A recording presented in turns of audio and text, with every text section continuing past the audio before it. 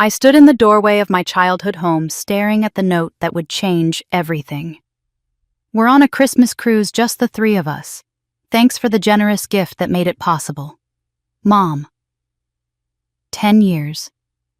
10 Christmases spent alone while my family celebrated without me. But this year they'd called me home. They'd promised things would be different. So I'd wired $30,000 for holiday preparations and driven 6 hours through a snowstorm carrying gifts and hope like an idiot. The house was dark, freezing, silent. They'd taken my money and left me behind, again. But here's what they didn't know, what they couldn't have known, when they were celebrating on that luxury cruise, toasting with champagne I'd paid for. I was standing in an empty house that held 27 years of secrets. Secrets they'd spent my entire life keeping from me. Secrets about who I really was. Secrets about why they'd kept me close all these years. Secrets about what they'd planned to take from me, something far more valuable than money. That night I froze every account they had access to, and while they panicked at sea, unable to pay their bill or dock at the next port, I started digging through the locked drawers and hidden files they thought I'd never find. What I discovered wasn't just financial exploitation. It was a conspiracy that stretched back before I could even remember. A conspiracy that explained everything and threatened to cost me more than money. It threatened to cost me my life. This is the story of how I uncovered the truth and how I made them pay for every single lie. My name is Allison Thomas. I'm 29 years old and I work as a financial analyst for a mid-sized firm in Boston. For the past decade, I've spent every Christmas alone in my small apartment telling myself it was fine, that family isn't everything, that I'd built a good life on my own. The snow had started falling around Hartford, fat flakes that stuck to my windshield and made the 6-hour drive feel twice as long. But I didn't mind.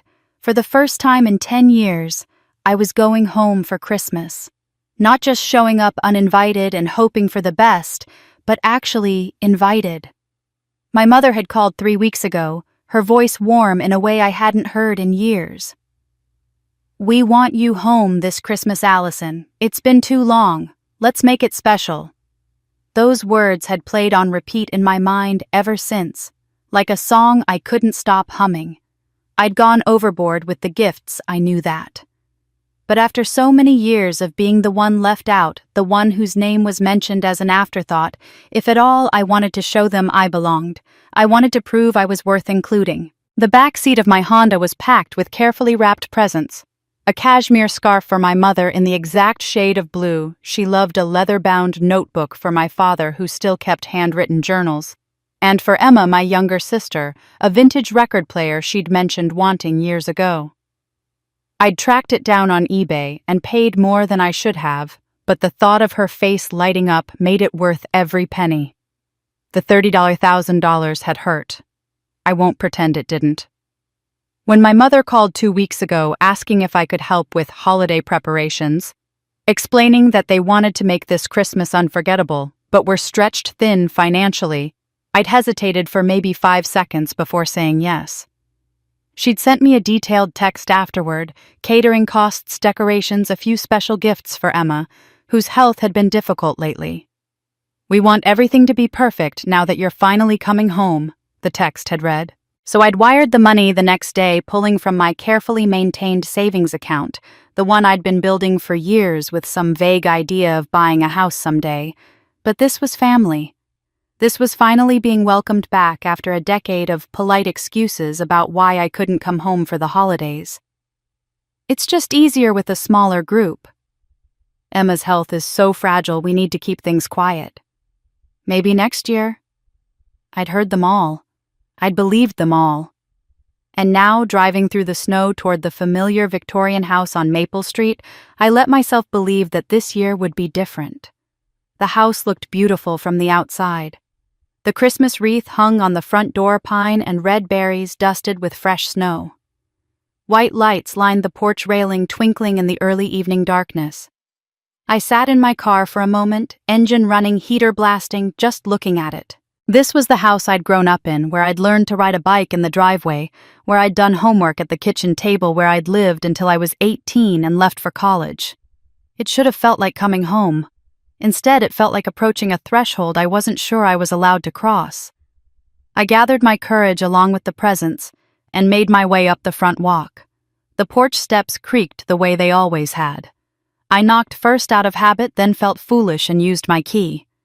"Hello," I called out, pushing the door open. "I'm here." Silence answered me. The house was dark, completely dark. I flipped the light switch in the entryway, and the overhead fixture buzzed to life, casting harsh light over the empty hallway. No coats on the hooks, no boots by the door, no sounds of cooking or conversation or Christmas music playing from the living room speakers. "Mom, Dad, Emma." My voice echoed back at me, lonely and small. I set the presents down carefully by the door and walked deeper into the house. The living room was pristine, untouched. No Christmas tree, which seemed impossible. My mother always had the tree up by December 1st, decorated with ornaments collected over 30 years of marriage. The fireplace was cold ashes from some previous fire long swept away. The mantel held its usual array of family photos, but looking at them now, I noticed something I'd never paid attention to before. I was in fewer of them than I remembered. Emma's face appeared in frame after frame, beaming and healthy despite her supposed fragile condition. I was there too, but often slightly out of focus, on the edge cropped just a little too close. The kitchen was worse. It was clean, spotless. The kind of clean that meant no one had cooked here recently. No dishes in the sink, no ingredients on the counter, no smell of the gingerbread cookies my mother always made for Christmas Eve. The refrigerator hummed quietly, and when I opened it, I found mostly condiments and a half-empty carton of milk. Wherever my family was, they hadn't been preparing for any kind of celebration here. That's when I saw the note. It sat on the kitchen counter, propped against the napkin holder, written on my mother's monogrammed stationery in her neat, precise handwriting. My hands were shaking as I picked it up, though I didn't know why yet. Some part of me already understood what I was about to read, even if my brain hadn't caught up. "We decided to spend Christmas on a cruise, just the three of us. Thank you for the generous gift that made it possible. Merry Christmas, Mom." I read it 3 times, then a 4th. The words didn't change. Just the 3 of us. They'd taken my $30,000, the money I'd sent for holiday preparations, and used it to book a cruise. Without me. The generous gift that made it possible. As if I'd known. As if I'd offered to fund their vacation. As if this was the plan all along, and I was too stupid to realize it. My legs gave out, and I sat down hard on one of the kitchen chairs. The same chairs we'd eaten breakfast at when I was a kid. The same table where I'd been told at 16 that I should get a job to help out because money was tight. The same kitchen where at 23 I'd been asked to loan them money for Emma's medical bills. The same house where for 29 years I'd been taught that my value was measured by what I could give. The presents were still by the front door. Expensive, thoughtful presents that no one would open. I looked around the empty kitchen at the dark house, at the note in my trembling hands, and felt something crack open inside my chest. It wasn't just sadness, though there was plenty of that. It was clarity. Cold, brutal clarity. That note didn't just ruin Christmas. It rewrote everything I thought I knew about my place in this family. I sat at that kitchen table for a long time, the note still in my hand, and let myself remember things I'd spent years trying to forget. "After everything we've done for you." That phrase had become the family anthem sung whenever I hesitated, whenever I questioned, whenever I tried to set any kind of boundary. My mother said it when I was 23 and suggested I couldn't afford to loan them $15,000 for Emma's medical treatment. My father said it when I was 25 and asked if maybe I could skip just one emergency that turned out not to be an emergency at all. Emma said it sweetly, sadly when I was 27 and explained I couldn't cover her car payment for the 3rd month in a row. "After everything we've done for you." The words were always delivered with a certain tone, wounded, disappointed, as if my reluctance to give was a personal betrayal. And it worked. God, it worked every single time. I'd feel the familiar shame creeping up my spine, the sensation that I was being ungrateful, selfish, that I'd forgotten where I came from. So, I'd say yes. I always said yes. I'd transfer the money, rearrange my schedule, cancel my plans, shrink myself down to make room for whatever they needed. But sitting in that cold, empty kitchen, I realized something I'd never let myself think before. I couldn't remember a single time they'd said those words to Emma.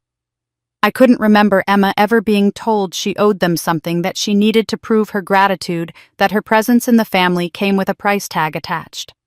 When Emma needed something, the family rallied. No questions asked, no guilt trips administered, no tallying of debts.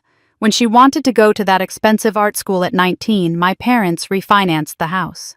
When she decided to quit after a year because it wasn't her passion after all, they said it was fine, that she needed to find herself. When she moved back home at 22 and didn't work for 8 months, they called it recovery time. She needed support, they said.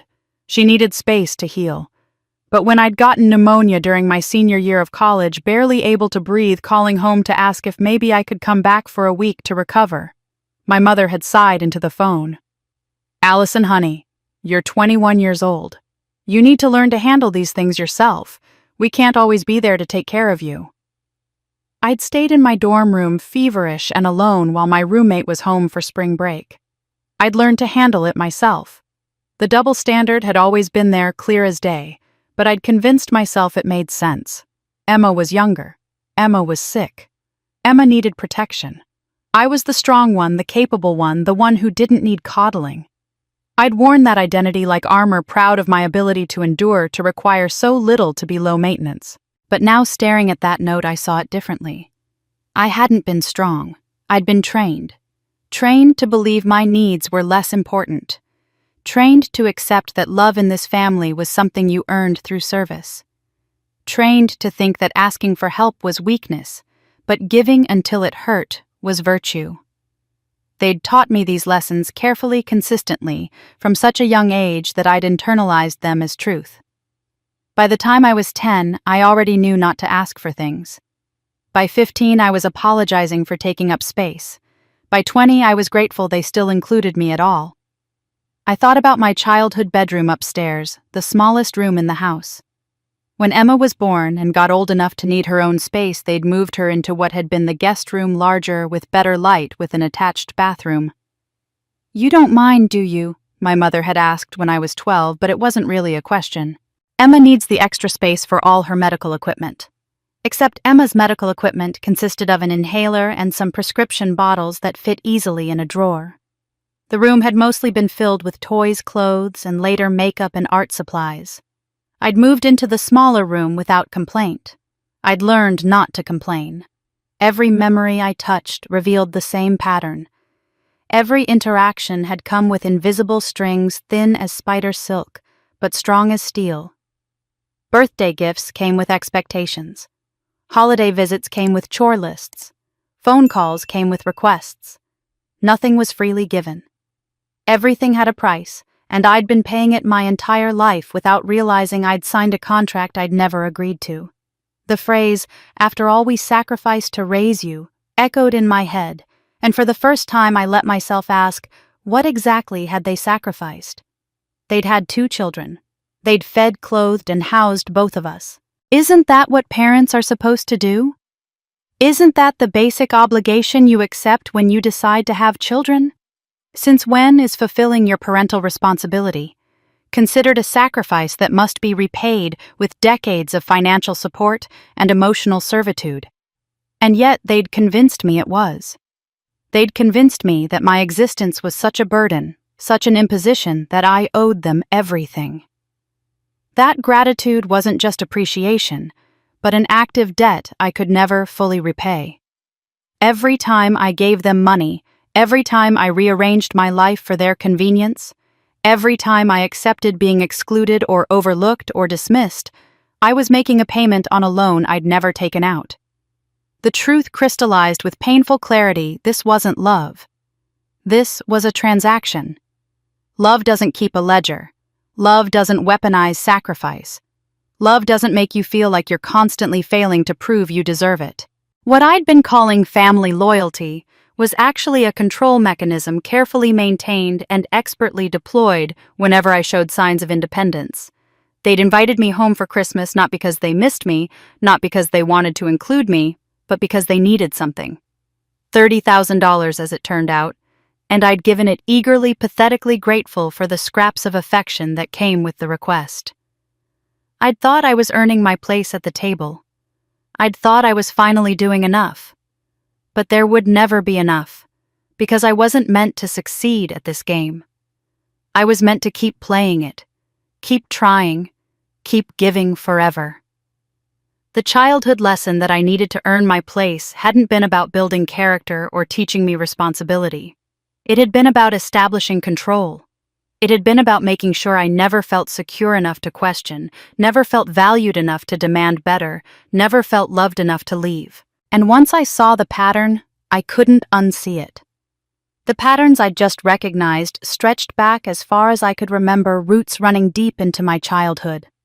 Emma had been born when I was 4 years old, and from that moment forward, the entire household had reorganized itself around her existence. She'd been born with a minor heart defect, something about a valve that didn't close quite right.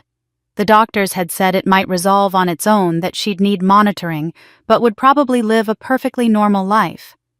But my parents had heard heart defect and decided Emma was made of glass. I remember being 5 years old, told in hushed, serious tones that I needed to be quiet because Emma was sleeping. That I needed to be gentle because Emma was fragile. That I needed to understand because Emma was sick. The word sick was used constantly, though Emma ran and played and seemed perfectly fine to my child's eyes. But I learned quickly not to say that out loud. The one time I'd asked why Emma got to stay up late when I had to go to bed, my mother had looked at me with such disappointment. "Emma's heart is weak, Allison. She needs special treatment. I thought you were mature enough to understand that." I was 5, but I'd learned to be mature enough. By the time I was 8, I was making my own breakfast every morning, cereal or toast, whatever I could reach. My parents were always busy with Emma's morning routine, which involved medications and careful monitoring and a lot of attention. I'd walk myself to the bus stop, my backpack heavy on my small shoulders, while they drove Emma to school in the car. "Emma gets too tired walking," my mother explained once when I asked why I couldn't ride too. "You're strong. You like the exercise." I'd nodded, accepting this logic, and walked to the bus stop alone in the rain and the snow and the early morning darkness of winter. The narrative had been established early and reinforced constantly. Emma was delicate, precious, in need of protection. I was strong, capable, independent. Emma needed attention. I didn't. Emma required careful handling. I could handle myself. The roles were assigned before I was old enough to question them, and by the time I was old enough, they were so deeply ingrained that questioning felt like betrayal. Every family decision revolved around Emma's needs. Vacations were planned around her energy levels. Restaurants were chosen based on her dietary preferences. Holiday gatherings were sized to avoid overwhelming her. I learned to make myself small, to fade into the background, to never ask for anything that might compete with Emma's constant requirements. When I wanted to join the swim team in middle school, my mother had sighed. "The practices are at the same time as Emma's therapy appointments. I can't be 2 places at once, Allison. Maybe next year." There was no next year. There was never a next year. When I turned 15, money got tight. My father's business had hit a rough patch, and suddenly there were conversations about budgets and sacrifices. I'd come home from school one day to find my parents sitting at the kitchen table with serious expressions. "We need to talk about everyone doing their part," my father had said. What that meant, I learned, was that I needed to get a job. "You're old enough to work now," my mother had added. "It'll be good for you. Build character. Emma's medical expenses are significant, and we all need to contribute." So I'd gotten a job at a local coffee shop, working after school and on weekends. I'd hand over half my paycheck to help with family expenses, proud that I was contributing, that I was being responsible. Emma, meanwhile, received an allowance for doing light chores, taking out the trash when she felt up to it, occasionally loading the dishwasher. I didn't question it. Emma was sick. Emma needed things. I was strong enough to work for mine. The winter I was 16, both Emma and I needed new coats. We'd gone to the mall together, a rare family outing. My mother had taken Emma to the nice department store, helping her try on a beautiful wool coat with a fur-trimmed hood, $200, marked down to $150. "It's perfect on you, sweetheart," my mother had cooed, zipping it up, adjusting the collar. Then she'd turned to me. "Allison, why don't you check the clearance rack in that store we passed? I saw some coats there for $30 or $40. You're practical. You don't need anything fancy." I'd nodded, mature enough to understand, and gone to find my own coat. I'd chosen a thin navy blue parka from the clearance rack, $29, and told myself it was fine. It was warm enough. It was good enough for me. Emma had twirled in her coat, delighted with the soft fur and the flattering cut, and I'd smiled and told her she looked beautiful. And she had. She always did. Emma glowed in our parents' attention like a flower in sunlight, while I'd learned to grow in the shade. These incidents weren't presented as unfair. They were framed as reality, as necessity, as me being mature enough to understand. I was taught to take pride in needing less, in being the low-maintenance child, in not creating problems. "You're so easy," my mother would say sometimes, and I'd beam with pleasure, not recognizing the statement for what it was, an expectation, not a compliment. But over the years, underneath all the careful justifications about Emma's health and Emma's needs, I'd begun to sense something else. Something that had nothing to do with heart defects or medical requirements. It was in the way my mother's face softened when she looked at Emma, but remained neutral when she looked at me. It was in the way my father's voice warmed when Emma entered a room, but stayed level when I appeared. It was in the way family stories were told at gatherings. Emma's funny moments, Emma's achievements, Emma's opinions while I was present but somehow absent from the narrative. I'd look at family photos later after everyone had gone to bed and notice things I'd never let myself see before. In picture after picture, Emma was centered in focus, smiling directly at the camera. I was there too, but often slightly to the side, slightly out of focus, or cropped just a little too close to the edge. As if whoever was framing the shot had been focusing on Emma, and I'd simply happened to be in the frame. As if I was background, not subject. The favoritism was there, undeniable and constant, but it was disguised as circumstantial necessity. Of course Emma got more attention, she was sick. Of course Emma got nicer things, she needed cheering up. Of course Emma was the center of every conversation, her life was more precarious, more precious. The explanations were always reasonable on the surface, but underneath them ran a current of something colder. A distance that had nothing to do with birth order or personality.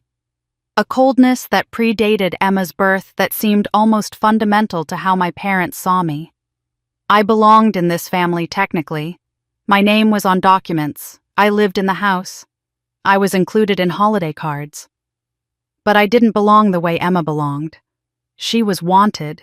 I was accommodated. She was cherished. I was tolerated. And I'd felt this difference my entire life without ever having the words to name it. I just never knew how different I really was or why. I'd spent my entire adult life trying to answer that question through action. If I couldn't understand why I was different, why I'd always felt like I was on the outside looking in, then maybe I could fix it. Maybe I could give enough sacrifice, enough prove enough that the difference wouldn't matter anymore. That was the unspoken rule I'd lived by. If I made myself useful enough, I'd become necessary. If I made myself generous enough, I'd become valued. If I gave enough, I'd finally belong. Every time I sent money, I was making a deposit in an emotional bank account that I believed would one day pay dividends. When I wired $15,000 for Emma's medical bills, I was buying proof that I was a good sister. When I covered my parents' property tax bill, I was purchasing evidence that I was a responsible daughter. When I sent that $30,000 for Christmas preparations, I was investing in the belief that this time finally I'd earned my seat at the table. Each transaction was a down payment on acceptance, an installment plan for love. I wasn't naive.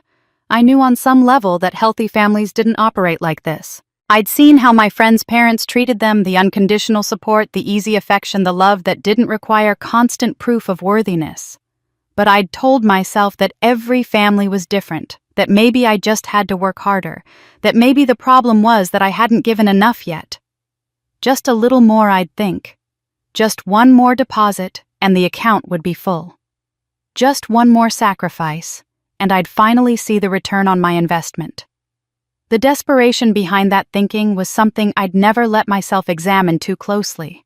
Because if I looked at it directly, I'd have to admit what I was really afraid of, that no amount of giving would ever be enough. Because the problem wasn't the quantity of my offerings but my fundamental unworthiness. That I wasn't different because of something I'd done, but because of something I was. Something wrong with me at a cellular level, something that made me less deserving of love than Emma, less entitled to care than other people's children received without asking. That fear lived in my chest like a stone, heavy and cold. The terror of being unwanted ran deeper than rational thought. It was a childhood wound that had never healed, that had only grown infected with time. I'd felt it as early as I could remember, that sensation of being tolerated rather than treasured, accepted rather than adored. And the child in me had decided that if I couldn't be naturally loved, I could at least be useful. If I couldn't be chosen, I could make myself indispensable. So I stayed quiet when I should have spoken up.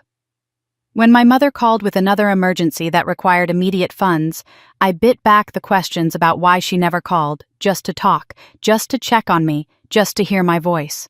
When my father asked me to cover Emma's rent for the third consecutive month, I swallowed the observation that Emma was 25 and perfectly capable of working. When Emma texted asking for money for concert tickets while I was eating ramen for the fourth night in a row, I sent the money and told myself that her happiness mattered more than my pride. I gave when every logical part of my brain screamed at me to refuse. I accepted blame for tensions I hadn't created, for problems I hadn't caused, for disappointments that had nothing to do with me. When my mother said I was being selfish for hesitating to drain my savings account, I apologized. When my father suggested I was holding grudges by mentioning past broken promises, I let it go. When Emma cried that I was making her illness worse by creating family stress, I backed down immediately. Silence felt safer than confrontation. Because confrontation meant risking the final verdict, the ultimate rejection. If I challenged them, if I pushed back, if I demanded better treatment, they might finally say the thing I'd always feared, that I wasn't worth keeping. That they'd tolerated me this long out of obligation, but their patience had limits. That Emma was their real daughter and I was just the burden they'd been carrying for too many years. As long as I stayed quiet, I could maintain the illusion that we were a family. As long as I kept giving, I could pretend the relationship was reciprocal. As long as I never tested their love, I'd never have to face confirmation that it didn't exist. People who've never lived with that fear don't understand the calculus it creates. They'd ask me over the years why I tolerated such obvious mistreatment. Friends would say, "Just stop giving them money," as if it were that simple. Coworkers would suggest, "You should tell them how you feel," as if honest communication would fix a problem this fundamental. They didn't understand that for me, setting boundaries meant risking abandonment. Saying no meant potentially losing the only family I had. And being alone felt more terrifying than being used. My endurance wasn't weakness, though I know it looked that way from the outside. It was a survival strategy carefully developed over decades. I'd learned to carry impossible burdens because being strong meant being valuable. I'd learned to ask for nothing because needing less meant causing less trouble. I'd learned to accept scraps of affection because scraps were better than starvation. Every time I'd bent to accommodate them, every time I'd sacrificed my own needs, every time I'd chosen their comfort over my own well-being, I'd been executing a survival plan designed by a child who was terrified of being left behind. I'd shouldered their financial problems, taken on their emotional labor, absorbed their constant demands, and called it love. I'd been their bank, their therapist, their scapegoat, their safety net, and convinced myself it was because families help each other. But really, I'd been trying to make myself so useful, so generous, so indispensable, that they couldn't possibly discard me. I'd been trying to earn something that should have been given freely or not at all. The strength it took to carry all that weight was real. I wasn't weak for enduring. I was strong in all the wrong ways for all the wrong reasons. I'd built muscles designed to bear loads that should never have been placed on me. I'd developed endurance for marathons I should never have been running. I'd trained myself to survive in an environment that was slowly killing me, and I'd been proud of my ability to take the punishment. But sitting in that cold, empty kitchen staring at the note that proved I'd been funding my own exclusion, I felt something shift. Some internal structure that had been holding me upright for 29 years began to crack. The strength I'd relied on my entire life was reaching its breaking point, and I could feel the tremors running through my foundation. And that limit was closer than I thought. My phone was in my pocket, the same phone I'd been checking obsessively during the drive, hoping for a text that said they were running late, that there'd been a misunderstanding, that they were actually at the house waiting for me. Now I pulled it out with different intentions. My hands had stopped shaking. Something cold and clear had settled over me, replacing the hurt with something more useful. Curiosity. Or maybe it was suspicion, finally given permission to exist. I opened my banking app and navigated to recent transactions. The $30,000 transfer to my mother's account was right there, dated 3 weeks ago. I remembered the text she'd sent the day before I'd wired the money. She'd been specific, detailed, convincing. The caterer needs a deposit $8,000. We're getting the house professionally decorated for the first time in years, $6,000. Special gifts for Emma since she's been so sick, $5,000. New dishes and linens because ours are worn out and I want everything perfect, $3,000. The rest for groceries and wine and all the little touches that make Christmas magical. I want this to be special now that you're finally coming home. I'd read that text a dozen times, touched by the care she was putting into planning, grateful that she wanted everything perfect for my return. Now I read it differently. Every number had been calculated to seem reasonable. Every explanation had been designed to deflect questions. The total had been just high enough to cover what they actually needed, with enough cushion that I wouldn't notice if the numbers didn't quite add up. I opened Instagram on a hunch, searching for my mother's profile. She rarely posted, but when I pulled up her page, there it was, a photo uploaded 6 hours ago. My mother and father on a ship deck, ocean behind them, cocktails in hand, both smiling widely. The caption read, "Christmas in the Caribbean dreams do come true." 43 likes already. I recognized some of the names, family, friends, neighbors, people from their church. Emma had posted too, a selfie with a cruise ship railing behind her. Best Christmas gift ever, so grateful for this amazing family vacation. My finger hovered over the photo. Then I zoomed in on the ship's name visible on a life preserver in the background. Royal Caribbean Harmony. I opened a new browser tab and searched for it. The luxury cruise line's website loaded, showing their Caribbean Christmas packages. 7 days leaving December 20th from Miami, returning December 27th. I clicked through to pricing. A balcony suite for 3 adults during the Christmas week, $28,000. $28,000. Out of the $30,000 I'd sent. The remaining $2,000 would easily cover their flights to Miami, ground transportation, and onboard expenses. The math was too perfect to be coincidence. They hadn't spontaneously decided to take a vacation and forgotten to include me. This had been planned for months. Cruise bookings during Christmas required reservations made well in advance, deposits paid, flights coordinated. My mother had been planning this trip when she called 3 weeks ago asking for money. She'd already known they were going. She'd already decided I wasn't coming. She'd just needed me to fund it. The detailed text about catering and decorations and special gifts hadn't been about Christmas at all. It had been a script carefully written to extract exactly the amount of money they needed while making me feel included in the planning. Every lie had been intentional. Every detail had been designed to manipulate. I felt something crack wider in my chest, but it wasn't pain anymore. It was clarity, sharp and cold as ice. My fingers moved almost automatically, scrolling backward through months of transactions.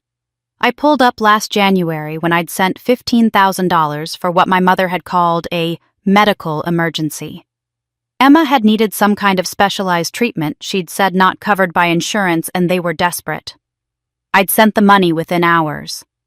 I opened Facebook and searched my mother's photos from last January. There, a kitchen renovation reveal post dated a week after my transfer. Brand new cabinets, granite countertops, stainless steel appliances. Finally got our dream kitchen worth the wait. The comments below gushed about how beautiful it looked, how she deserved it, asking which contractor she'd used. I scrolled back to June, found the $8,000 transfer I'd made for my father's business emergency. Cash flow problem, he'd said. Might lose an important contract if he couldn't make payroll. I opened Emma's Instagram from that same week. Photos of her posing next to a brand new silver Honda Civic captioned, "Best big brother and sister ever. Thank you, Mom and Dad, for my graduation present." Graduation present. She'd graduated from a community college program in May. The car was her gift, purchased in June, the same week I'd sent money to save my father's failing business. The pattern was there, undeniable and damning, once I knew to look for it. September's $5,000 for property tax that would result in foreclosure if unpaid 2 weeks later, my father posted photos from a golf trip to Myrtle Beach. March's $3,000 for Emma's medication, that insurance suddenly wouldn't cover the next week. My mother had tagged herself at a day spa with Emma, celebrating Emma's birthday, with much-needed pampering. Every emergency had been fake. Every crisis had been manufactured. Every desperate plea had been a calculated extraction. They'd treated me like an ATM machine, inserting the correct combination of guilt and fear and family obligation, then walking away with the cash. And I'd never questioned it. I'd never even thought to verify their stories, because the idea of my family lying to me, of them actively deceiving me for money, had been unthinkable. But the evidence was right there in black and white and Instagram filters. This wasn't dysfunction. This wasn't neglect.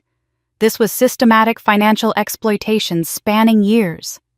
They had identified me as a resource, and they'd been mining that resource methodically, using emotional manipulation as their primary tool. My mother's detailed texts explaining exactly what the money was, for my father's serious tone when discussing business troubles. Emma's tearful calls about medical expenses, it had all been theater. Scripted performances designed to hit my specific vulnerabilities. They knew I was desperate to help.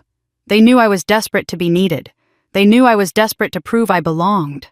And they'd weaponized that desperation with the precision of people who'd been studying my weaknesses my entire life. The cruise wasn't spontaneous. The exclusion wasn't oversight. The lies weren't mistakes. This was who they were. And this was what I was to them: a bank account with sentimental attachment, easy to manipulate, reliable in delivery, requiring only the maintenance cost of occasional inclusion. My mother had composed that text about holiday preparations, knowing exactly which words would open my wallet. She'd invoked Emma's name, knowing I'd never refuse if it was framed as being for my sister. She'd made it specific enough to seem legitimate, but vague enough that I wouldn't ask for receipts. They'd banked on my guilt, my love, and my desperate need for acceptance. They'd known I wouldn't question them, because questioning meant doubting, and doubting meant acknowledging that my family might not be what I needed them to be. That's when I stopped waiting for answers and started looking for them. I sat with my phone in my hand, staring at the evidence of years of manipulation, and felt the familiar pull toward my old strategy. The easiest thing to do would be to close these apps, delete this history from my mind, and pretend I'd never looked. They'd come home from their cruise in 5 days, tanned and relaxed, and I could smile and say I understood that emergencies happen, that maybe we could reschedule for New Year's. I could absorb this hurt the way I'd absorbed all the others, letting it settle into that deep place inside me where I kept every disappointment and betrayal carefully filed away and never examined. Silence had maintained family peace for nearly 3 decades. It was a strategy I'd perfected, a skill I'd honed until it was nearly automatic. When my feelings got hurt, I'd swallow them. When I felt used, I'd rationalize their behavior. When I wanted to scream at the unfairness of it all, I'd take a deep breath and remind myself that family is complicated, that love is complicated, that maybe I was being too sensitive. This approach had worked if working meant we still had holidays together and phone calls and the appearance of normal family relationships. But I knew exactly what would happen if I confronted them. I'd seen this play before, acted in it myself more times than I could count. I'd call my mother, voice shaking, and say I was hurt that they'd used my money for a cruise and didn't invite me. She'd gasp offended that I'd even suggest such a thing. "Allison, we didn't force you to give us that money. You offered. You said you wanted to help with Christmas. We never specified exactly how we'd use it, and quite frankly, we're allowed to make our own financial decisions. We thought a family cruise would be healing for Emma." I could hear my father's voice too, measured and disappointed. "You're making this about you when your sister's health is the real concern. We needed some time, just the three of us, to discuss Emma's medical situation without burdening you with the details. I'm sorry if your feelings are hurt, but that's not really the point here, is it?" And Emma would call separately crying, telling me that Mom and Dad were fighting because of me, that her stress levels were through the roof, that I was making everything worse by being vindictive over a simple misunderstanding. "Can't you just let this go? Why do you always have to create drama? We were trying to do something nice for ourselves for once without you making it all about you." And they'd turn it around so expertly that within an hour of confronting them, I'd be the one apologizing. I'd be the ungrateful daughter who couldn't understand that families need boundaries. I'd be the vindictive sister who begrudged Emma a vacation. I'd be the difficult one, the problem child, the source of unnecessary conflict.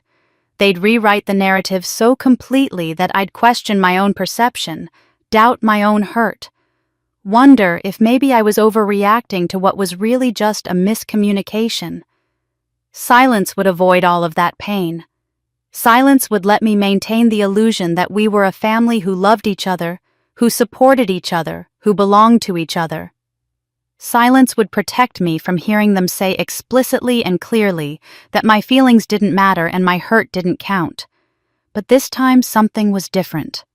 This time I could see with uncomfortable clarity what staying silent would actually mean. If I said nothing about this, if I let this pass like I'd let everything else pass, I'd be making a statement. I'd be agreeing that my only value to this family was financial. I'd be confirming that I existed to be used, that my purpose was to provide resources while expecting nothing in return.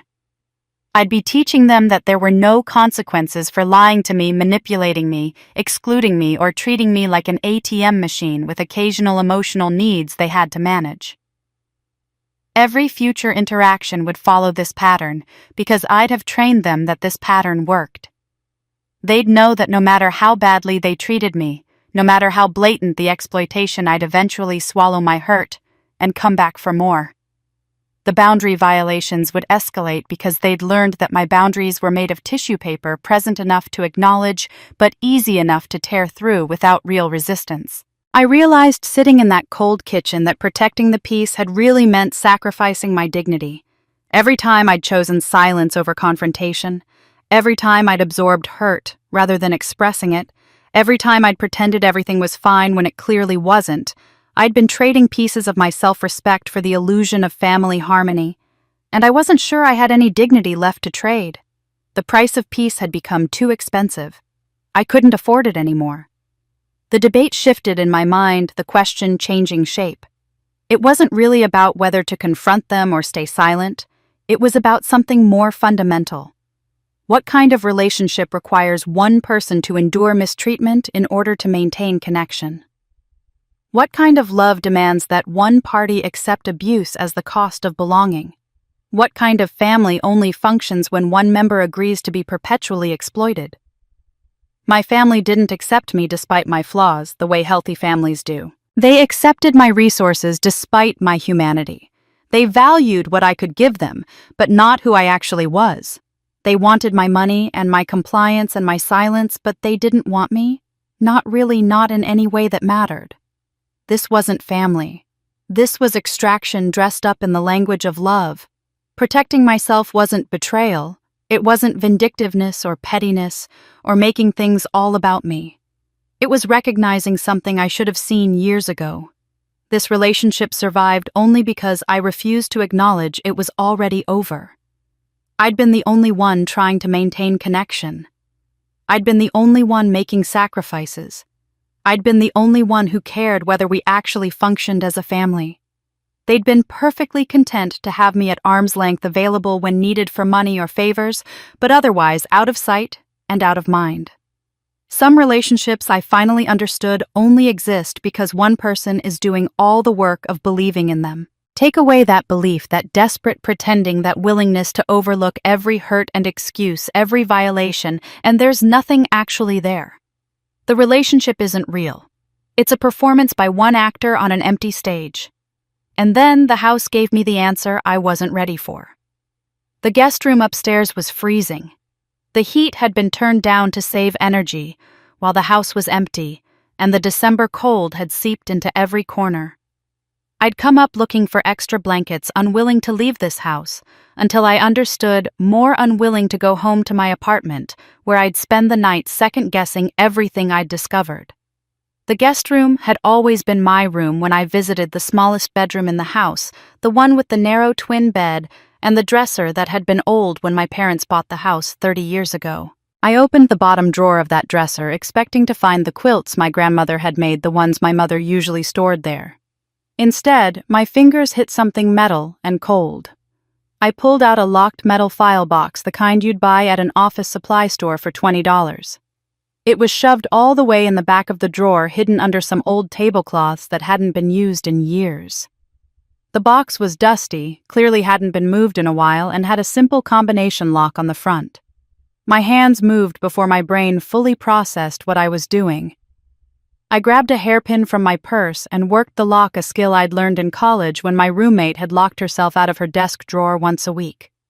The mechanism was cheap, designed more for privacy than security, and it clicked open after 30 seconds of careful manipulation. I sat on the floor, the cold hardwood seeping through my jeans, and lifted the lid. Inside were manila folders, each labeled with years written in my father's block handwriting. The first one I pulled out was labeled 2009-2010. I opened it carefully, as if the papers inside might bite. The top document was a medical report from County General Hospital's tissue typing laboratory. My name was at the top, Allison Marie Thomas. Below it, rows of data I didn't understand, numbers and abbreviations and codes that meant nothing to me, but some phrases were in plain English and those jumped off the page like they'd been highlighted. Blood type O negative, highly compatible with patient Emma Harrison, a positive universal recipient compatibility. Further down, tissue markers. HLA-A, HLA-B, HLA-DR typing shows excellent match for potential living organ donation. And then, near the bottom, recommendation suitable living donor candidate. Suggest maintaining close familial contact for future medical need assessment. The date on the report was October 2009. I would have been 14 years old. Emma would have been 10. Paperclipped to the front of this report was a small piece of notepaper, the kind my father kept by the phone in his office. In his handwriting, backup plan keep close, RH. Robert Harrison. My father's initials. My hands started shaking again, but not from cold this time. I set that folder aside and grabbed the next one. 2012. Another tissue compatibility report, this one more detailed with additional tests I didn't remember being taken. But I did remember that year I was 17, had come home from my senior year of high school for Thanksgiving, and my mother had insisted I go with Emma to one of her cardiology appointments. "She gets nervous," my mother had said. "It would help if you were there." At the appointment, the nurse had drawn blood from both of us, saying something about checking Emma's blood counts, and since I was there, might as well update my records too. I hadn't questioned it. Why would I? The report concluded with the same assessment: highly compatible, suitable donor candidate. Someone had underlined those words in red pen. I pulled out folder after folder. 2016. I was 21, home for Christmas, had gone to the local clinic complaining of flu symptoms. They'd drawn blood for testing. 2021. I was 26, visiting for Emma's birthday, had agreed to go to a health screening fair at their church because my mother insisted the whole family should get checked. Each time blood had been drawn. Each time I'd thought nothing of it. Each time my compatibility with Emma had been documented, updated, confirmed. The medical terminology was mostly beyond me, but I understood enough. These weren't routine tests. These were specific panels designed to assess transplant compatibility, tissue typing, antibody screening, cross-matching protocols. The reports used phrases like living donor evaluation and organ compatibility assessment, and recommended monitoring for future transplant consideration. This wasn't about checking my health. This was about checking my usability. 15 years of documentation. 4 separate testing occasions that I could now identify, plus references to other results I didn't remember being part of. Someone had been systematically tracking my medical compatibility with Emma, updating the data, ensuring the information stayed current. The most recent folder was dated just last year. I'd been home for a weekend visit, had mentioned feeling tired, and my mother had insisted I see their family doctor just to be safe. I'd gone to humor her, had blood work done, had been told everything looked fine. That blood work was here in this box with the same conclusion: highly compatible donor candidate. The phrase "backup plan, keep close" echoed in my mind. I thought about every time they'd pulled me back in over the years. Every guilt trip about family loyalty. Every reminder that Emma needed me. Every time they'd made me feel selfish for wanting distance, for building a life of my own, for not being available at a moment's notice. I'd thought it was about love, about family bonds, about their fear of losing connection with me. But it wasn't about connection. It was about access. They'd been maintaining me the way you maintain insurance. Keeping the policy active, keeping the premiums paid, keeping the coverage available for when you need to make a claim. The phrase "keep close" wasn't about emotional closeness. It was about practical proximity. They needed to keep me close enough, engaged enough, guilty enough, that when Emma's condition deteriorated to the point of needing a transplant, I'd be available.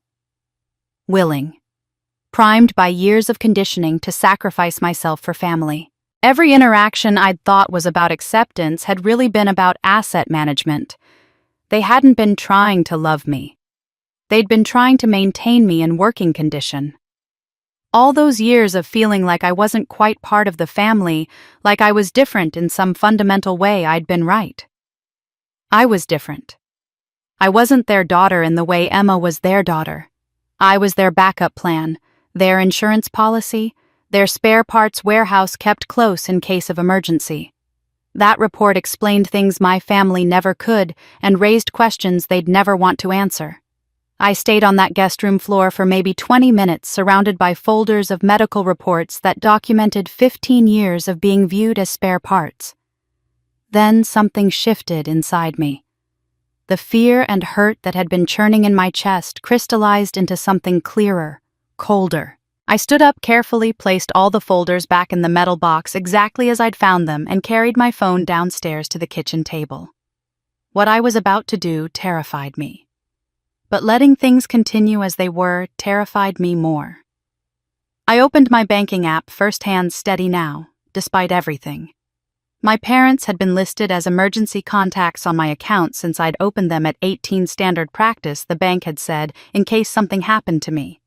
I navigated to settings and deleted both names. The app asked me to confirm, "Are you sure you want to remove these emergency contacts?" I clicked yes without hesitation.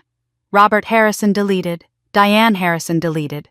The screen refreshed, showing only my name. The simplicity of it felt profound. Next, I went through every shared account, every place where my family had any kind of access to my finances. Years ago, my father had convinced me to add him to my savings account, just in case of emergency, claiming it was responsible planning. My mother had been added to my secondary checking account when she was helping me manage some bills during a busy work period, and I'd never removed her. They couldn't withdraw money without my knowledge. The account still required my authorization for transactions, but they could see my balances, my transactions, my financial life laid bare. I removed them from everything. Each deletion required verification, security questions, confirmation codes sent to my phone. I answered each one deliberately, methodically. Are you sure you want to remove authorized users? Yes. This action cannot be undone without visiting a branch. I understand. Confirm your identity with the last 4 digits of your social security number. Done. The credit card was next. I'd given my mother a card linked to my account 3 years ago when she'd called in tears about an unexpected car repair. Just until we get back on our feet, she'd promised. She'd never returned it. I'd told myself it was fine, it was for emergencies, family helped family. Now I logged into the credit card portal and reported the card as lost. The system immediately froze it and prompted me to order a replacement that would be sent only to my address. Would you like to add any authorized users to the new card? No. No authorized users. Then I did something I'd never considered before I opened an account at a completely different bank, one my family had no connection to, no history, with no ability to sweet-talk a branch manager they'd known for 20 years. I filled out the online application for a high-yield savings account, uploaded my identification, and initiated a transfer of $45,000 from my primary savings, more than half of everything I had. The money I'd been saving for years, the nest egg I'd been building, the security I'd been creating. I moved it somewhere they couldn't see, it couldn't track, it couldn't know it existed. Each action felt like cutting a rope that had been wrapped around my throat for years. I hadn't realized how much energy I'd been expending just maintaining their access to me, keeping myself available, keeping myself transparent, keeping myself vulnerable. With every password change, every deleted contact, every frozen card, I felt something loosen. Not freedom, not yet. But the possibility of freedom. The first breath after nearly drowning. This was the first time in my adult life I'd exercised power without asking permission first. For years, every financial decision had come with an internal dialogue about whether my family might need that money, whether I should save it for their next emergency, whether spending it on myself was selfish when they had so many needs. I'd asked if they needed help before they asked me. I'd offered money before they requested it. I'd made myself available, accessible, ready to support them at a moment's notice, because I thought that's what good daughters did. Now I was withdrawing that access without discussion, without explanation, without giving them any warning or chance to argue. There would be no phone call asking if it was okay to change my passwords, no email explaining why I was removing them from my accounts, no text message apologizing for taking back control of my own finances. I was simply acting, and the silence of these moves felt revolutionary. I wasn't engaging with their framework of guilt and obligation. I wasn't entering the space where they controlled the narrative and determined the rules. I was stepping outside it, entirely moving to ground they didn't own. The fear was there, humming underneath everything. Fear that I was overreacting, that I'd regret this, that I was destroying my family over hurt feelings and paranoid suspicions. But the calm was there, too steady and certain. The medical reports had revealed something I couldn't unknow. My family saw me as a resource to be managed, not a person to be loved. For 15 years, they'd been tracking my usefulness, documenting my compatibility, noting my availability. The phrase, backup plan, keep close, wasn't about affection. It was about asset preservation. If they were capable of that, of viewing me as spare parts for Emma, of systematically testing me without my informed consent, of keeping secret files on my medical utility, what else might they be capable of? What else had they planned that I didn't know about? What would they do when Emma's condition deteriorated further and they needed to cash in their insurance policy? I finished the last password change and set my phone down on the kitchen table. My hands were steady. My breathing was even. I wasn't doing this to hurt them. I wasn't doing this to punish them for the cruise or the years of exploitation or the lies about where my money went. I was doing this because protection requires action, not just awareness. I was doing this because I'd just discovered that my family had spent 15 years preparing to use my body without bothering to ask if I was willing to give it. I was doing this because sometimes love isn't enough reason to let people destroy you. They noticed within hours. I'd been sitting at the kitchen table for maybe 2 hours, after completing all the account changes, staring at nothing, processing everything, when my phone started ringing. The screen lit up with my father's name. I glanced at the time, 11 p.m. They were 3 hours behind me, so it was only 8 p.m. on the cruise ship. Prime dinner time. Prime time for onboard purchases. I let it go to voicemail. He called again immediately. Then again. By the fourth call, my hands were shaking. By the fifth, I answered. "There's a problem with the card." His voice was tight, controlled in that particular way that meant he was angry, but in public maintaining composure for whoever might overhear. "Fix it." Not hello, not are you okay, not is something wrong. Just a command issued with the expectation of immediate compliance. "I'm making some changes to my accounts," I said, surprised by how steady my own voice sounded. "Changes." He repeated the word like it was foreign. "What kind of changes?" "Personal financial management changes. The card you're using is frozen." There was a pause, and I could hear background noise, music, conversation, the ambient sound of a ship's dining room. "We're in the middle of a vacation, Allison. This is incredibly poor timing. Whatever you're upset about, we'll discuss it when we get back." "I'm not—" I started, but he'd already hung up. My phone was silent for maybe 10 minutes. I sat there holding it, watching the screen, waiting. Then the texts started coming from my mother. She'd always preferred texting for these kinds of conversations, preferred having time to craft her words carefully. "Honey, we can't reach the account. Are you upset about the cruise? We thought you'd understand we needed family time with just the three of us. Emma's health is so fragile, we didn't want the stress of a bigger gathering. You've always been so understanding." I read it 3 times, marveling at the construction. Not an apology for abandoning me on Christmas, not an acknowledgement that they'd lied about what my money was for. Instead, a gentle reframe where their decision to exclude me was actually consideration for Emma, and my hurt feelings were an overreaction to their thoughtfulness. I didn't respond. Another text came through 5 minutes later. "We're worried about you. This isn't like you. Please call me so we can talk about whatever is bothering you." Then when I still didn't respond, your father tried to pay for dinner and the card was declined. It was embarrassing in front of the other passengers. "I don't understand why you'd do this without talking to us first." The texts were coming faster now, the carefully measured concern giving way to something sharper. "This is punishing Emma for our decisions. She had nothing to do with planning this trip. She's asking why you're upset with her. Do you know how much stress this is causing her?" There it was, the inevitable redirect through Emma. I'd seen this pattern my entire life, but never named it until now. Every boundary I'd tried to set, every complaint I'd ever raised, every moment of standing up for myself had eventually been reframed as harmful to Emma. Not harmful to my relationship with my parents, not a legitimate grievance worth addressing, but a threat to Emma's fragile health. My phone rang again. Emma this time. I almost didn't answer, but some old instinct was still too strong. I picked up. "Allison." Her voice was thick with tears, or at least the sound of tears.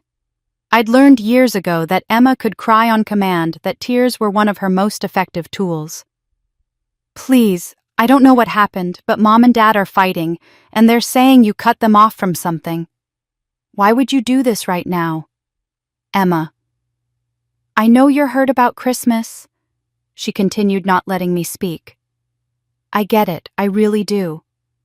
I wanted you here too, but this was their decision, not mine. And now they're completely stressed, and you know what stress does to my condition. My heart rate has been elevated all evening." I closed my eyes, recognizing the script we'd been performing for decades. Emma's health was the trump card, the conversation ender, the ultimate weapon against any form of resistance. "I saw the medical reports," I said quietly. "In the guest room dresser." "The tissue compatibility tests going back 15 years. The silence on the other end of the line was total. Even the background noise seemed to disappear. When Emma spoke again, her voice had changed. The tears were gone, replaced by something flatter. "I don't know what you're talking about." "Yes, you do. Allison, you're being paranoid. Those are probably just regular medical records. Mom keeps everything. They're tissue typing reports, living donor compatibility assessments, with notes about keeping me close. Another pause. Look, I can't deal with this right now. Mom and Dad need to pay for things on this cruise. Can't you just restore whatever you changed and we'll all talk about it when we get home? Deal with it like adults instead of throwing a tantrum long distance. A tantrum. That's what this was being reduced to. Not self-protection, not reasonable boundaries, not a response to discovering I'd been cataloged as spare parts for 15 years. A tantrum. For me? Emma added, her voice softening into that particular tone she used when she wanted something. Please, you know I'm not part of whatever is going on between you and Mom and Dad. I'm just trying to enjoy one vacation before my health gets worse. You wouldn't want to ruin that for me, would you? The question was designed to have only one acceptable answer. Of course I wouldn't want to ruin Emma's vacation. Of course I wouldn't want to cause her stress. Of course I would prioritize her comfort over my own feelings. That's what I'd been trained to do since I was 4 years old. I need some time, I said. Time for what? To think about whether you want to financially strand your family in the middle of the ocean. That's not complicated, Allison. Either you care about us, or you don't. I ended the call. My phone immediately lit up again. My father calling back. I silenced it. A text from my mother. We need to talk about this now. Then another from my father. Your behavior is unacceptable.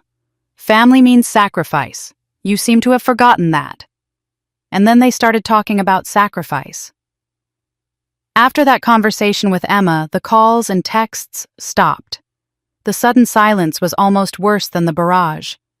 For 2 days, my phone stayed quiet. No demands, no guilt trips, no manipulative messages about family loyalty. I stayed in the house, sleeping in the guest room, eating whatever I could find in the mostly empty kitchen, and spending hours going through other parts of the house I'd never been allowed to explore freely as a child. My father's office yielded more files, more documents, but nothing as damning as the medical reports. Still, I photographed everything that seemed relevant, uploading it all to cloud storage that only I could access. I was building something, though I wasn't sure what yet. Evidence, maybe. Or just proof that I wasn't crazy, that the patterns I'd finally recognized were real. On the 3rd day, my phone rang with a video call request from my father. I almost declined it, but curiosity won out. When I answered, his face filled the screen and he looked different, softer somehow. The tight control from our last conversation had been replaced with something that looked almost like warmth. Allison. He smiled and it seemed genuine. Thank you for answering. I know our last conversation didn't go well. I said nothing, just watched him. Behind him, I could see blue ocean and the railing of a ship deck. My mother moved into frame, settling into a chair beside him. She was wearing sunglasses pushed up on her head, her skin slightly pink from sun exposure. Honey, we owe you an apology. My mother began, and her voice had that gentle quality she used when she wanted something. We handled Christmas very poorly. We should have invited you on this trip, or at the very least, we should have been honest with you about our plans. That wasn't fair to you. My father nodded along his expression, appropriately contrite. We've been under enormous stress with Emma's health situation. The doctors have been telling us her condition is deteriorating, and we needed some time as just the 3 of us to process that and discuss options. But we went about it the wrong way. We took your generosity for granted, my mother continued. You've been so supportive over the years, so willing to help, and we started expecting it, rather than appreciating it. That was wrong of us. The apology was polished, every word carefully chosen. They were tag-teaming one, picking up where the other left off, a rehearsed performance delivered with just the right amount of regret. They were saying exactly what they thought I needed to hear, hitting all the right notes.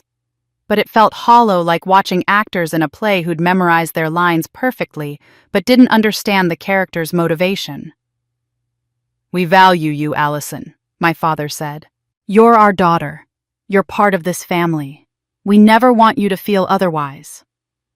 My mother leaned closer to the camera, her face filling more of the screen. "This reaction, though, honey, it's not like you. We're worried. Are you okay? Is something going on with you? Is work stressful? Are you having financial problems?" The questions came quickly, probing.